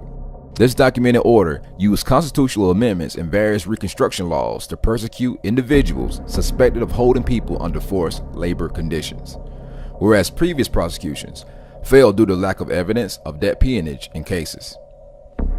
The new direction would concentrate on violations of forceful bondage. The Circular 3591 provided the necessary legal framework to effectively close the loopholes on slavery in this country. As such, December 12, 1941, while not typically acknowledged among more prominent events, is a date that changed the lives of African Americans and Americans in general. Now, on the surface, it seems as though the Circular 3591 Act was a conscious decision by the American government to stop the systematic eradication and enslavement of blacks in America. But if you look a little closer, you'll see the underlying motive.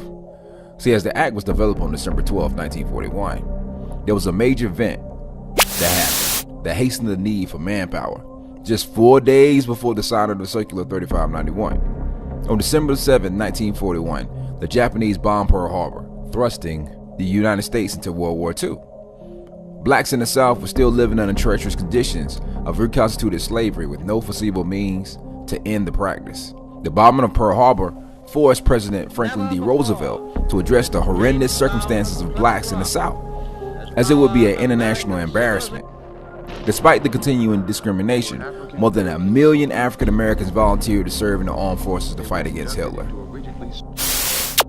So we're able to see the Circular 3591 Act. It happened not because they had compassion on people of color, but because a war was going on. So now the country only get united when I need you to help me in a war. Remember, our number one enemy is ignorance. So now let's move on and show more of history so we can get a more greater of an understanding of where we at, what happened, and what we need to do to move forward. All right, so now we're moving forward into another aspect of America's dark history, of showing that something that is called the rat experiment, and it's called the project. So now what happened, we have a scientist or professor of a man named John Calhoun, and the government paid him to do this study. And what they wanted to see, what would be the response of rats been put in one place of overcrowding, feeding them with a surplus of food, and also what would be their response if you would limit their food and have steal them in those different places, and see what their response would be. And through his findings and through his observation, he was able to see that the male rats became overly aggressive. They began to move in groups. The mothers began to neglect as food was limited and began to neglect their children. They seemed like they was careless about those children. They had even some rats that became hypersexual, some became pansexual, some became homosexual. So they began to see a shift in the way that the mice began to respond to each other, and seeing an over aggressiveness of them killing each other, and began also to see how they responded of a family, began how they responded with love for each other when things were scarce, when things was limited, but things were still overcrowded. And this experiment was called the project. Now, don't that sound familiar? As the government funded it, this is what we know today as the projects. And this is what we know as the term, where we get the term from, hood rat. It all derived from the inception of this Mr. Calhoun's research that evolved over time, that were able to show the government the response of what rats would do. At first they begin to study the animals, and then they study the people. This is what we know today as the projects, and we begin to see that this was a stepping stone in order to bring people of color into one area, overcrowded, begin to limit their resources, give them surplus of resources at time, and they knew that they would begin to give this type of response, the same response that the animals gave, that they began to move in groups, overly aggressive, began to harm each other, mothers not caring as much for their children, saying carelessness. So that's the same study that was funded by the government began to play out in reality. So now let's move forward and see even to a greater level what this study have done. After the Circular 3591 Act, many blacks went off to fight for their country in World War II. In 1944, the United States government signed the GI Bill, giving World War II veterans guaranteed loans for housing. Many blacks returned home with thoughts of the American dream and having high hopes of a better life, only to have their hopes smashed and their dreams crushed when the reality set in that America still doesn't accept them as full citizens with equal rights. We came to Levittown and we found the model house, and we walked in and we looked around, and of course in the eyes of a young man who was raised in the ghetto, so to speak, it was an interesting experience, interesting lifestyle, seeing all the new modern conveniences, very fascinating. Eugene Burnett came home with almost 1 million other black GIs. They had fought for the country in segregated ranks. They returned hoping for equality and the American dream. For many, that dream was a new home for little money down and some of the easiest credit terms in history. I went up to the salesman. We're interested in your home, we're interested in buying one, and what is the procedure? Is there an application to be filled out? So forth. So he looked at me, looked around, and he said to me, he says, listen, it's not me, but the owners of this development have not as yet decided to sell these homes to Negroes. It was as though it wasn't real. You can't imagine. But for someone to come out and actually tell you that they can't sell to you, you know, I was really on an up. Man, look at this house. Can you imagine having this? And then for them to tell me because of the color of my skin, I can't be a part of it. The FHA underwriters warned that the presence of even 1 or 2 non-white families could undermine real estate values in the new suburbs. These government guidelines were widely adopted by private industry. Race had long played a role in local real estate practices. Starting in the 1930s, government officials institutionalized the national appraisal system, where race was as much a factor in real estate assessment as the condition of the property. Using this scheme, federal investigators evaluated 239 cities across the country for financial risk. So that those communities that were all white, suburban, and far away from minority areas, they received the highest rating, and that was the color green. Those communities that were all minority or in the process of changing, they got the lowest rating and the color red. They were redlined. As a consequence, most of the mortgages went to suburbanizing America, and it suburbanized it racially. The racial logic adopts the principle that an integrated neighborhood is a bad risk, is a financial risk, that an integrated neighborhood is likely to be an unstable neighborhood, unstable socially, but therefore also unstable economically. When the white residents of 8 Mile Road in Detroit were told they were too close to a black neighborhood to qualify for a positive FHA rating, they built this 6-foot wall between themselves and their black neighbors. Once the wall went up, mortgages on the white properties were approved. Between 1934 and 1962, the federal government underwrote $120 billion in new housing. Less than 2% went to non-whites. I can understand an individual, depending on his environment or his family or whatever, being racist, but for your country to sanction it, give him tools to do that, there's something definitely wrong there. The making of Newark's riot actually begins a full generation before the riots actually hit. You know, I think we often mistakenly believe that it's natural that the inner cities be problematic and the suburbs be pristine in the United States, but it wasn't really so much God or nature that decided that, it's human decisions. Mainly through federal housing, transportation policy, Newark was destined to become a city mainly of poor people, mainly of black people, where more and more upwardly mobile whites would be encouraged to actually leave the city. After World War II, and certainly throughout the 50s, the whole image of the suburbs was pushed. You haven't arrived until you get to the suburbs, until you have your backyard, until you have your front yard, maybe 2 cars. You know, suburban tracts were subsidized by the federal government, you know, and the highways were subsidized by the federal government. 1945 until really into the 70s, the suburbs were white territory thanks to government action. It was not just white flight, it was also white people taking advantage who wouldn't of very advantageous lending policies. These things had not been available before the war to a wide segment of Americans. They were not available to black people. You had the bank redlining under Roosevelt.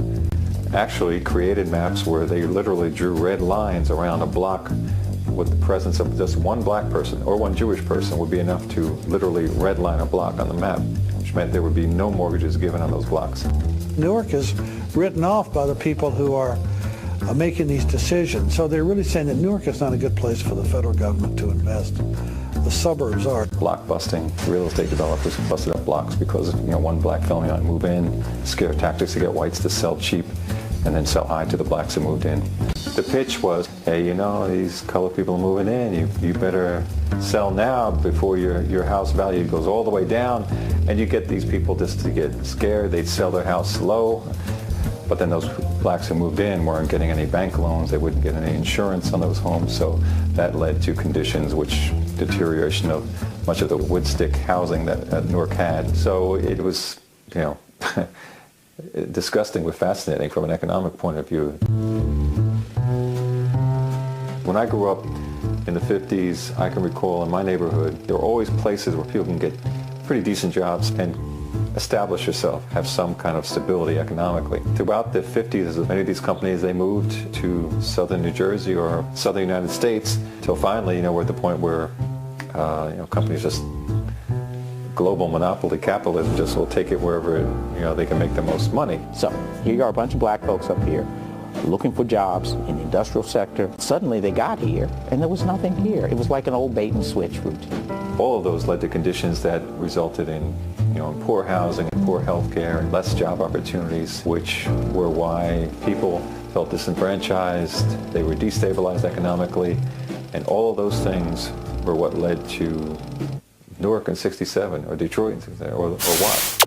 Now we're able to see that through the rat experiment, the formulation of the projects, and we begin to see that the FHA or the government legislated ghettos into existence and restricted them from being able to develop as families and come out of those ghettos. And now what happens when you have that type of despair, when you have that type of different things that are going on collectively to come against these people, and you throw drugs in the midst of that? Because we understand that no young man has the resources to get drugs from all over the world and formulate. He is a source that he's getting these drugs from. Now, what happens when you throw that into the mix? Now, I can remember now, think of a time that I had jury duty. And in this jury duty, a police officer was letting us know about a young drug dealer that he had been trying to get for a while, and they was able to catch him finally when he was coming back from Atlanta when he was going to get some more product. So they finally got the drug dealer, brought him back to Augusta, and in between Atlanta and Augusta. And I asked him, I said, well, did you track his source, or where he was getting his drugs from? And you know, the officer looked at me and told me, well, he said, no, it was not my job to find out where his source was coming from. It was my job to find him. So that would make me see and look at that their overall war on drugs is not to find the source of how drugs is coming into this country, but their job is just to arrest the people that are selling the drugs. Because if you find out the source from where all over the world where these drugs are being imported into these neighborhoods, being imported into America, you can stop the war on drugs instantly.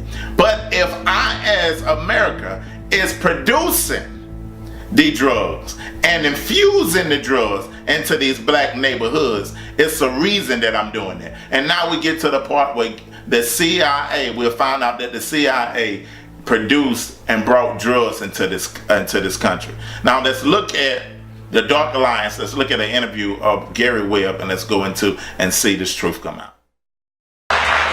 We'll be back right after this.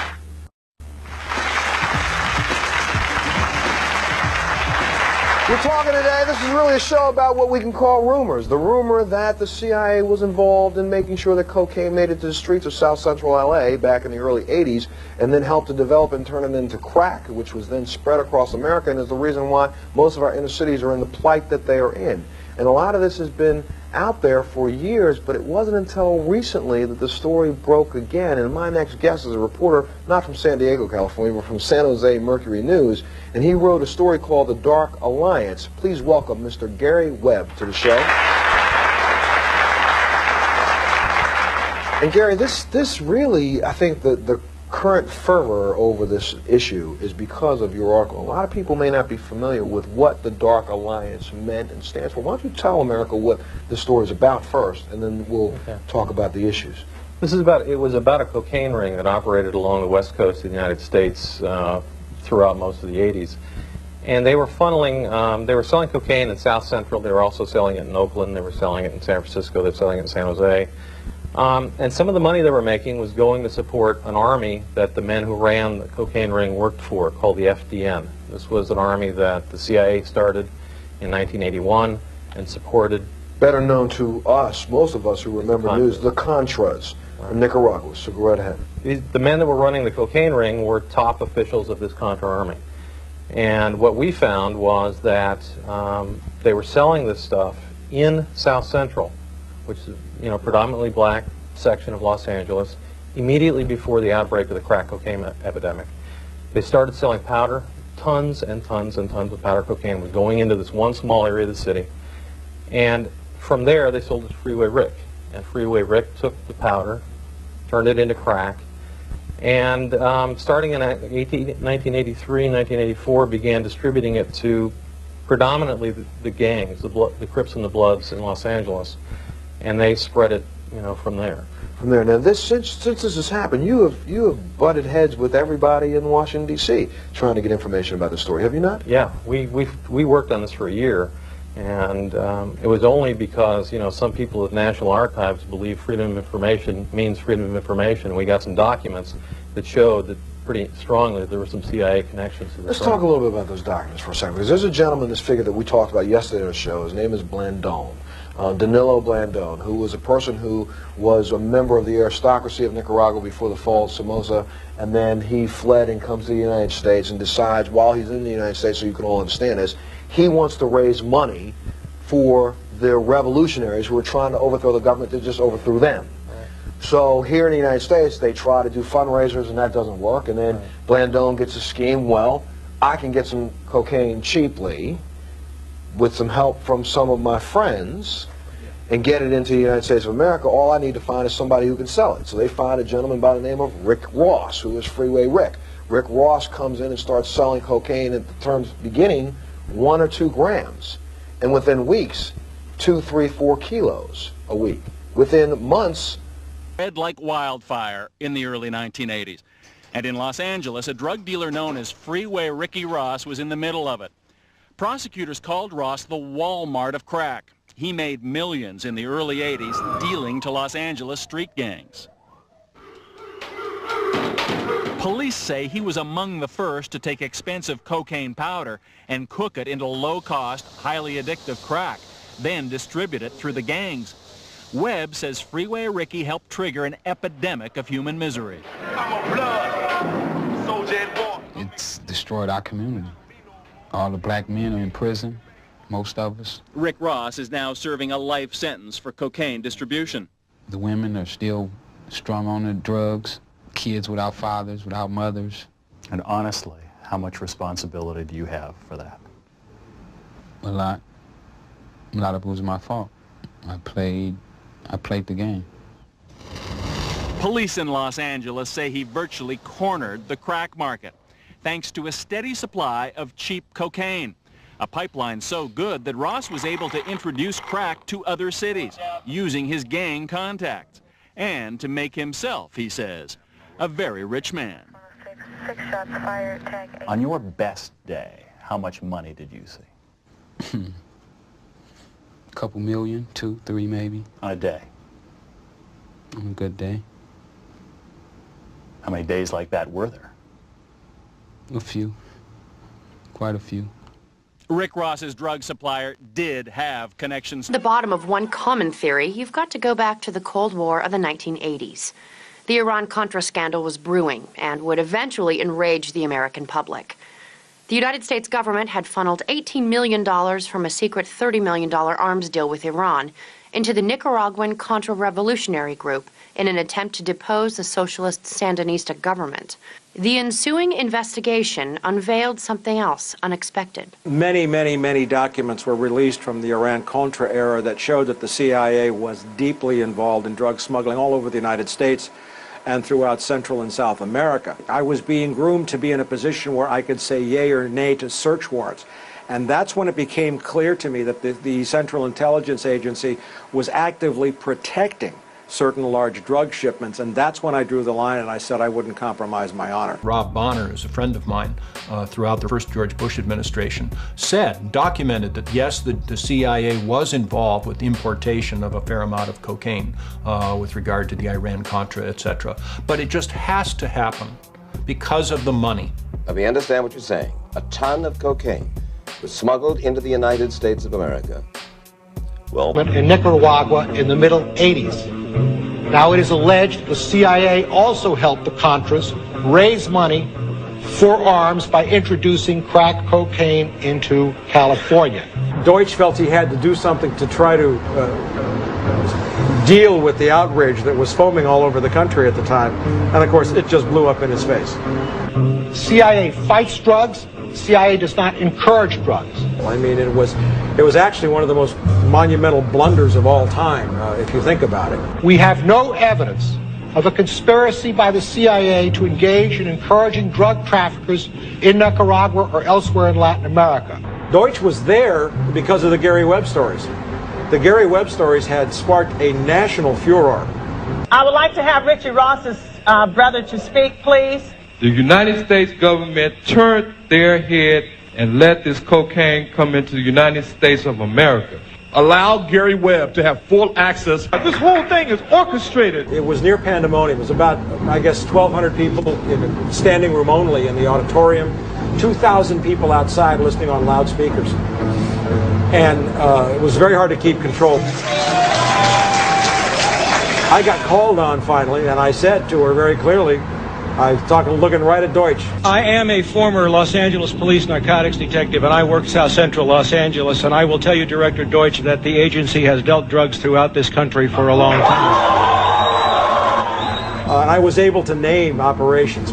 Director Deutsch, I will refer you to 3 specific agency operations known as Amadeus, Pegasus, and Watchtower. I have Watchtower documents heavily redacted by the agency. I was personally exposed to CIA operations and recruited by CIA personnel who attempted to recruit me in the late 70s to become involved in protecting agency drug operations in this country. He stumbled and stammered and wrung his hands. If you have information about CIA illegal activity in drugs, you should immediately bring that information to wherever you want, but let me suggest 3 places. The Los Angeles Police Department. And of course my response was, I started there 18 years ago, sir, and they tried to kill me. Now what do you want me to do? If this information turns up wrongdoing, we will bring the people to justice and make them accountable. The crowd started chanting, "We told you, we told you, we told you." And it was a great moment of unity. And it was a healing moment for me, because I'd been out alone for 18 years and didn't really know that kind of support was there for me either.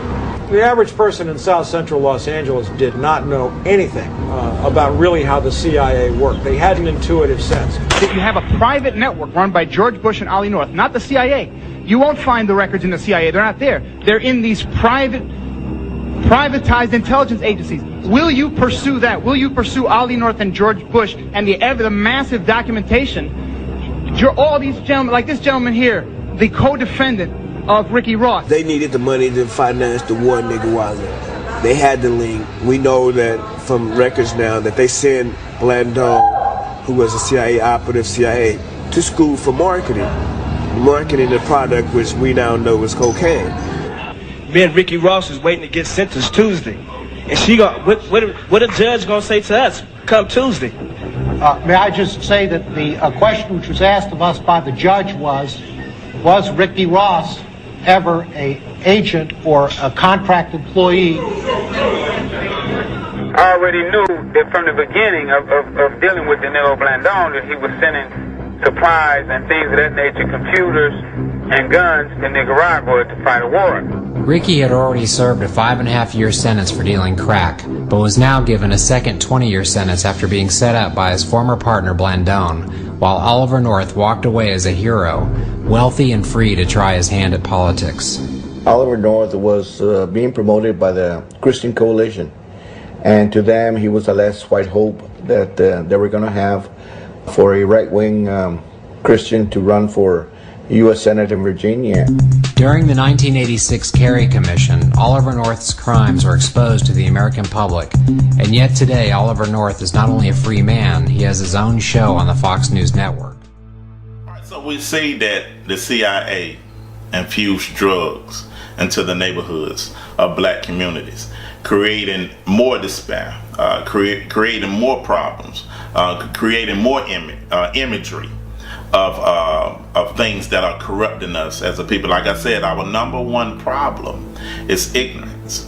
Now, you got all that going on and got all that coming against people of color. Now, let's give them a negative imagery that justifies our killing them or our destroying them. So this is where media, where music comes into play. What you see on TV, because we continuously become what we continuously hear and what we continuously see. Like the scriptures say, as a man thinketh in his heart, so he becomes, but as a man continues to think, so he remains. So we're able to see that if I have control over the music industry, if I have control over Hollywood, all the movies, I can systematically give you a imagery of a people. Now, who controls everything? Who controls all the news? Who controls the media? Who controls the music industry? We're able to see and look up who controls it. You will see it's the Jewish people. They control all these things, and they give you the imagery of the perception that they want you to see of people of color that would justify your destroying of them.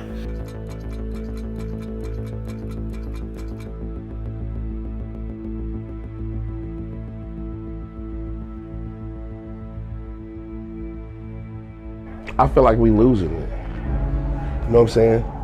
I feel like the people that are in control of what hip hop does is so white and so Jewish until they don't give a about what the culture and the craft and what it really is about.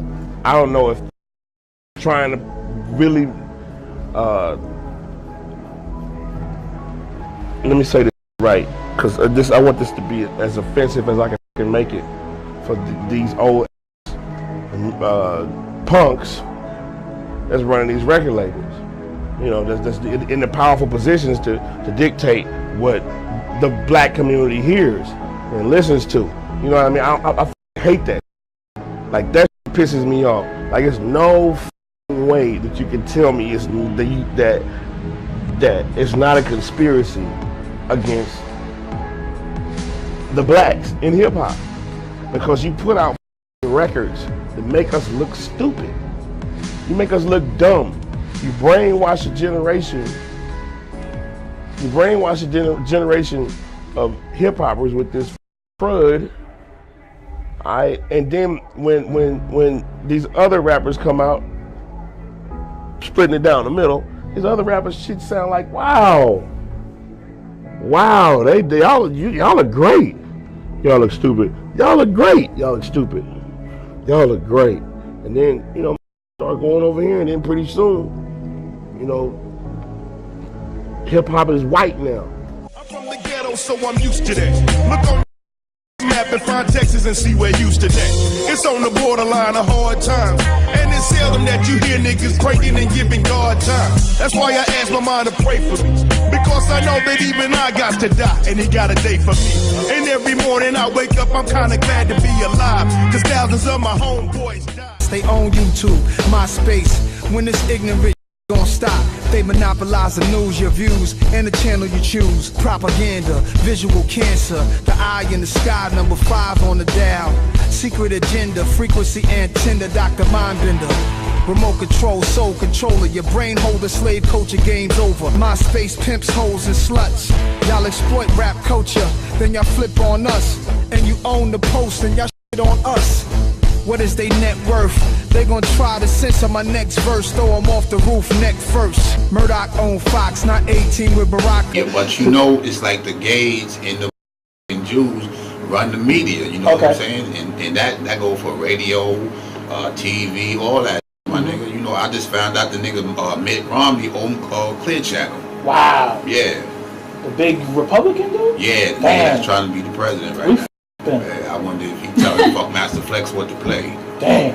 I mean, that's crazy, my nigga, but it is what it is. You know, if you not in certain circles, you know, you ain't going past a certain point, or you might not just get in the door, or if you happen to sneak in the door, you can't go to the next level unless you know what I'm saying, you get down a certain way with certain individuals. Old white men is running this rap. Corporate force is running this rap. Tall Israeli is running this rap. We poke out our asses for a chance to cash in. Cocaine is running this rap. Joe Yak and E-pills is running this rap. Shit. Quasi-homosexuals is running this rap. What yo? We're running the world.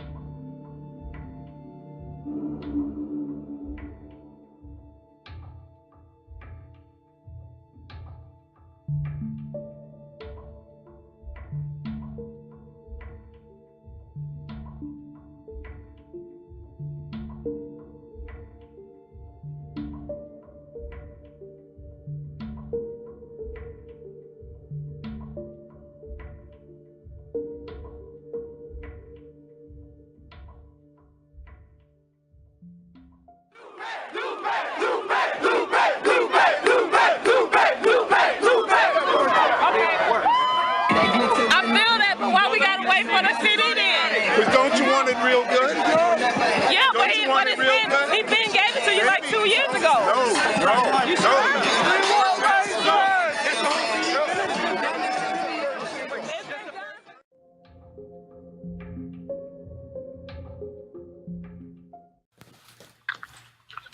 who's this? Hold up. This is the Drink Champs, the #1 podcast in the business. And right now we're talking to, hands down, the most important man, in my opinion, in the whole music game. He's a mogul. He's been doing this. He personally signed me and taught me how to be a man with money. Right now, we got Leo Combs on the line. Let's make some noise! Yo, Leo, I gotta big you up off top, man. Well, I want to address the comment you made about mogul. I don't consider myself a mogul. Myself a servant. I prefer if you could replace mogul with humble servant.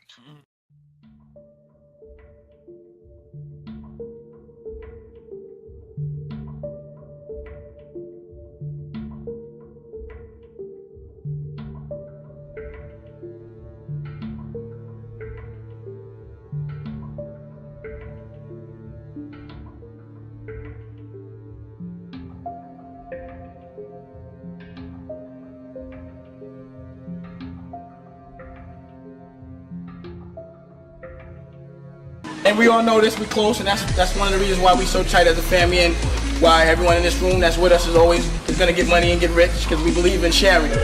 And also want to give a happy birthday to my son Boogie. He's my best friend too. So I say, first let's make a toast to Jay-Z and Boogie and life and friendship, and then a toast to Rockefeller. Get the glass around the room. That look hot. Hey, get the glass around the room. Go, put the glasses back up. Yeah. Kettle cup. Alright, yeah. Rockefeller for life. Rockefeller for life. New York. How people that controlled the world, and you know. Do you believe that those sort of organizations exist? I think there's friends. I think there's friends. I think there's friends. I think there's friends. I think there's cliques of friends who control things. Rockefeller for life. Rockefeller for life. New York.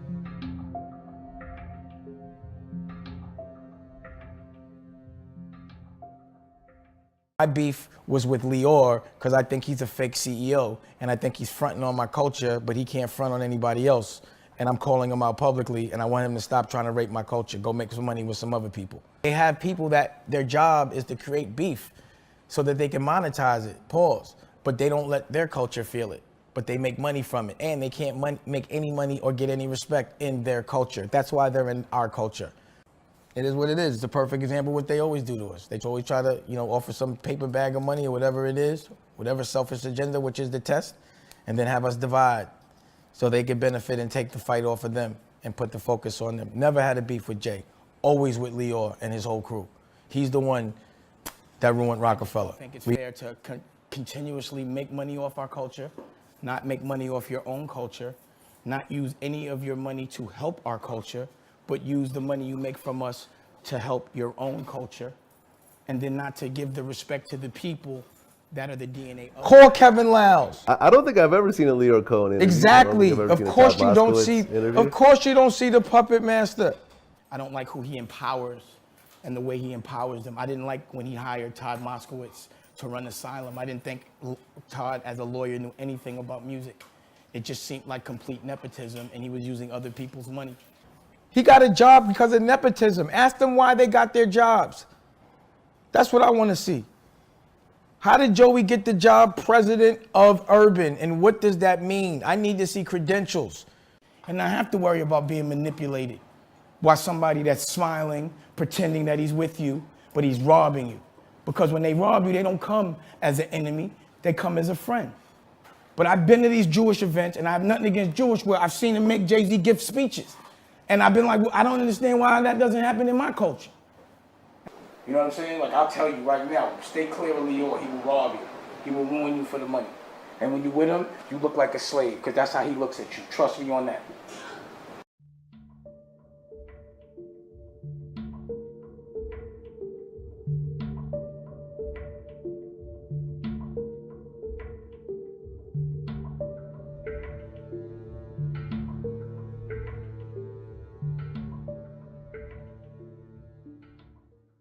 All right, welcome back. This is Hanukkah Radio, and we have a special guest calling in today, a luminary in our business and a proud Jew, Leor Cohen, ladies and gentlemen. Clap it up, ladies and gentlemen. Thank you. Leor, Thank you. I'm so thrilled and honored to be asked to do your radio station, especially on the last day of Hanukkah. L'chaim, shalom. We are honored to have you. How could I help you? Well, Leor, this one of the things we do here is we don't necessarily get too religious and talk about Hanukkah and what it stands for, although, we have gotten into that in the past, but it's more of a celebration of, Judaism and hip-hop, since we are a hip-hop station, and that's what we do, and your roots are definitely in hip-hop. Jewish people have always been involved in urban cultural arts, all the way back to the early beginnings of jazz music. It's just something that's always happened.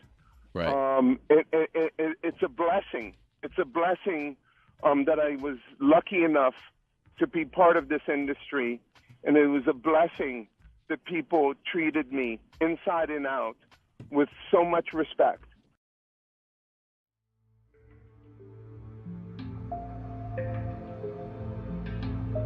Now you take the music industry and you take the rappers that came out straight out of Compton. That was the biggest thing that happened that can destroy us as a people. Because initially, what came out was conscious rap. Rap that would let us know about the system, let us know, informing us of things that's come on. But when they came out, it was controlled by a Jewish man, and that they type of rap was gangster rap. This is the rap where you calling each other niggas, the rap that you killing each other, the rap that you glorify living in the ghetto, the rap that you glorifying selling of drugs, the rap that you glorifying being in poverty. What I need to ask you is as far as the manufacturing of these type of lyrics. Like, okay, so there's the myth or the controversy that the lyrics are actually influencing people to go to prison, and then there's some connection that I've done with a little bit of research that the Viacoms, the big TV stations, they're incorporated into the prison. So it appears we got some fascism going on with hip hop. Absolutely, yeah. There's definitely a connection between the entertainment industry and private prison industrial complex. Okay. And it's not a mystery, it's not a conspiracy theory. You can look it up. These media conglomerates, they invest in the building of private prisons. It's just bottom line. Now what's more disturbing is when you consider the type of entertainment that these companies promote. Yes. Right? So if you're promoting entertainment that glorifies criminal behavior, promotes criminal behavior, and on the flip, so you're making money off it, right? Yeah. But on the flip side, you're also investing in private prisons. So there's this very strange cycle here, where you're almost getting paid from both ends. Getting paid from the entertainment you promote that glorifies criminal behavior, and, from the jails. But in some cases, they're buying these private prisons from state, institutions, Right. and the state is guaranteeing them in order to, for this long-term contract, that they're going to have 90% occupancy. Right. Is that correct, or am I tripping? No, that's what it is. 90% occupancy. That's exactly what it is. So that's when you get, money and bribes, going from hand to hand to make sure that laws are tough. That sentences are longer and harsher. That's what it is. 90%. No less than 90%. And for anyone to guarantee that they can stay in business, it's like a quota. Yeah, it is a quota. Yeah, you're saying I can guarantee that I'm going to get 90% occupancy, in these prisons.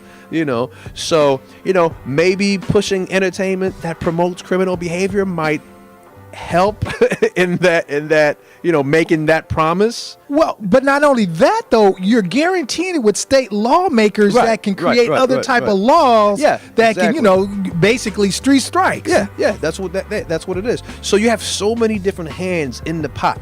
So many people involved in making this a reality, and of course it all comes down to money.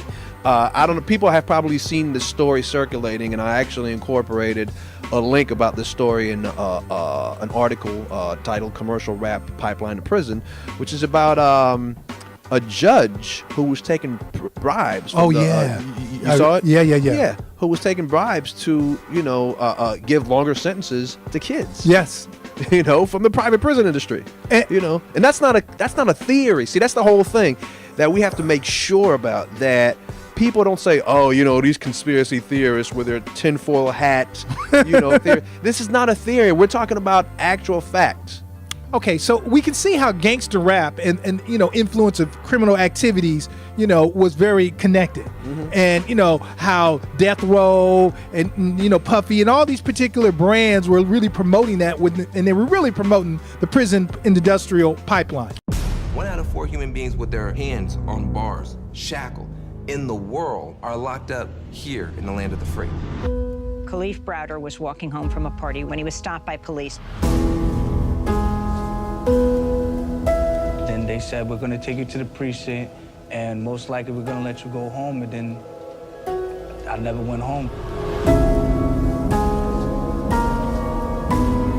The 13th Amendment to the Constitution makes it unconstitutional for someone to be held as a slave. There are exceptions, including criminals. The loophole was immediately exploited.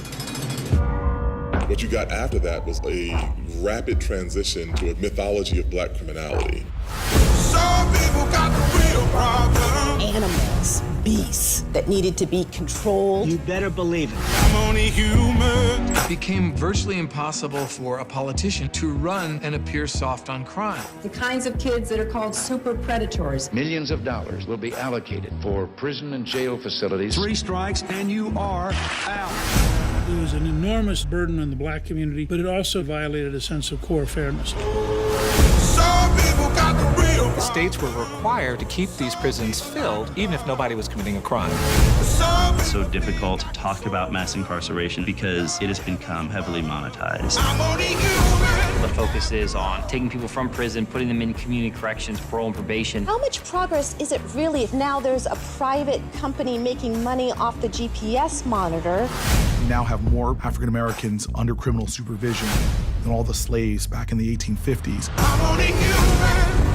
We are the products of the history that our ancestors chose. Products of that set of choices that we have to understand in order to escape from it. You should go looking somewhere high.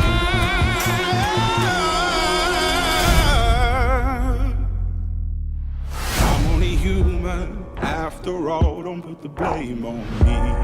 Embrace killing each other, calling each other a nigga. Because when you begin to kill each other, you set yourself up for the grave or you set yourself up for jail. Because I want more of you in jail than more of you to prosper. But I put you in a desperate situation like that. Now I'm controlling your perception and make you to embrace the idea of being a thug. Embrace the idea of being a hoe, of being a thought, being promiscuous.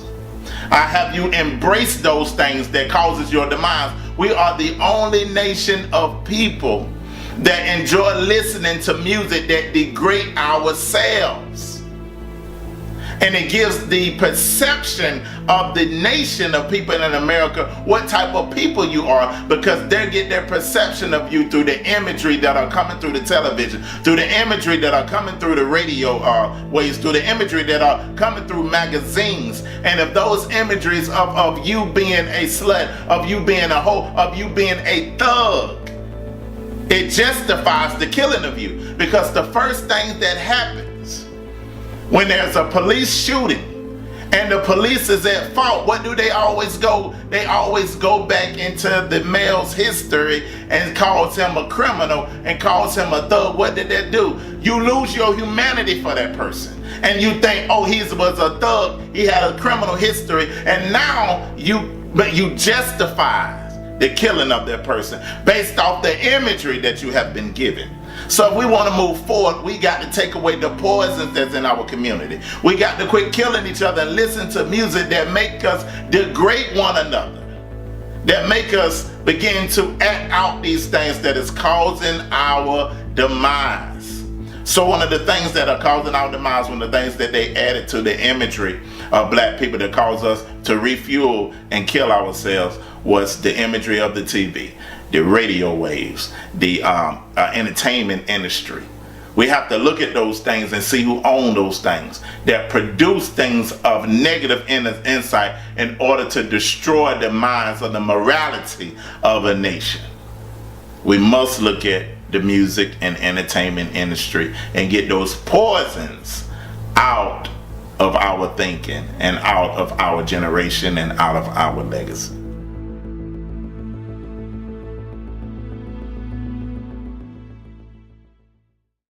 Now, we talked about America's dark past, the Emancipation Proclamation, the illusion of freedom. But we never want to identify the problem without giving solutions. And the number one solution that I believe that we all must do is to come back into right alignment with the Creator. The Creator has given us His instructions. We are people that needs to be governed by laws, that needs to be governed by commandments, that needs to be governed by the diagram that the Creator, the Most High, left for us to live by. Now, He didn't leave us alone. He gave us an example of a person, which is His Son, the world who ignorant calls Him Jesus, but His name is Yeshua, that will give us the steps on how to become a nation, how to become one, how to please the Father in His instructions. Now, the number two solution that I believe is relationship, because the number one thing that they was trying to destroy, even in the Willie Lynch letter, is the relationship between the man and the woman. The number one thing that's the foundation of every nation is the marriage relationship between one man and a woman that would bridge the gap, that would bring on the children, that would bring the family structure. So we must get educated on the original intention and purpose that the Creator had for a man and a husband, and the original intention and instructions that the Most High had for a woman and for family. We have to learn how to love each other. We have to learn how to be in a holy matrimony. We have to learn how to have that family structure to be the example to show the rest of the world. The next thing that we have to get educated on is our health, because we can't move if we're still eating these things that have been set up to destroy us.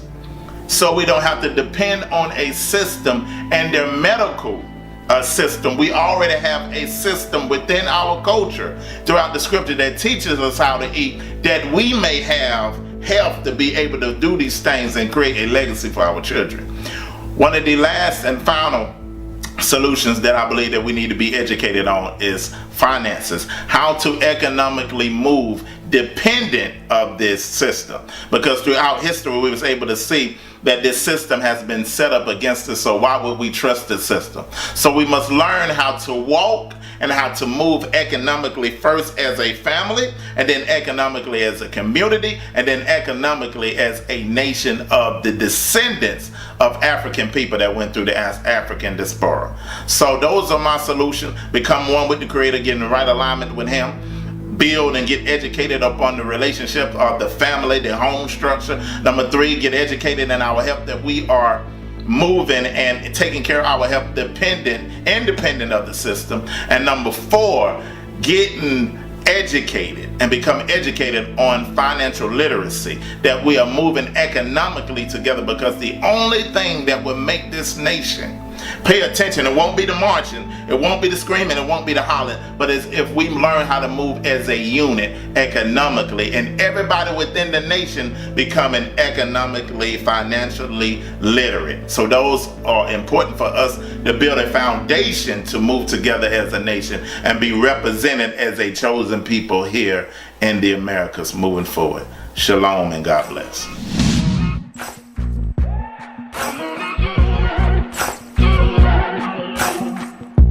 Maybe I'm foolish, maybe I'm blind, thinking I can see through this and see what's behind. Got no way to prove it, so maybe I'm lying. But I'm only human after all. I'm only human after all. Don't put your blame on me. Don't put your blame on me. Take a look in the mirror, what do you see? You see it clearer, or are you deceived in what you believe? 'Cause I'm only human after after all. And you're only human after all. Don't put the blame on me. Don't put your blame on me. Some people got the real problems. Some people out of love. Some people think I can solve them. Lord heavens above, I'm only human after all. I'm only human after all. Don't put the blame on me. Don't put the blame on me.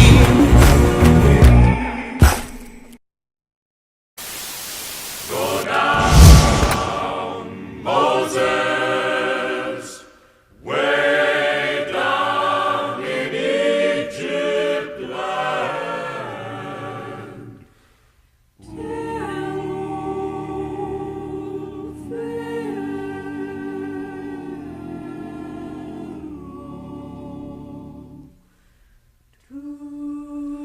Let my people go.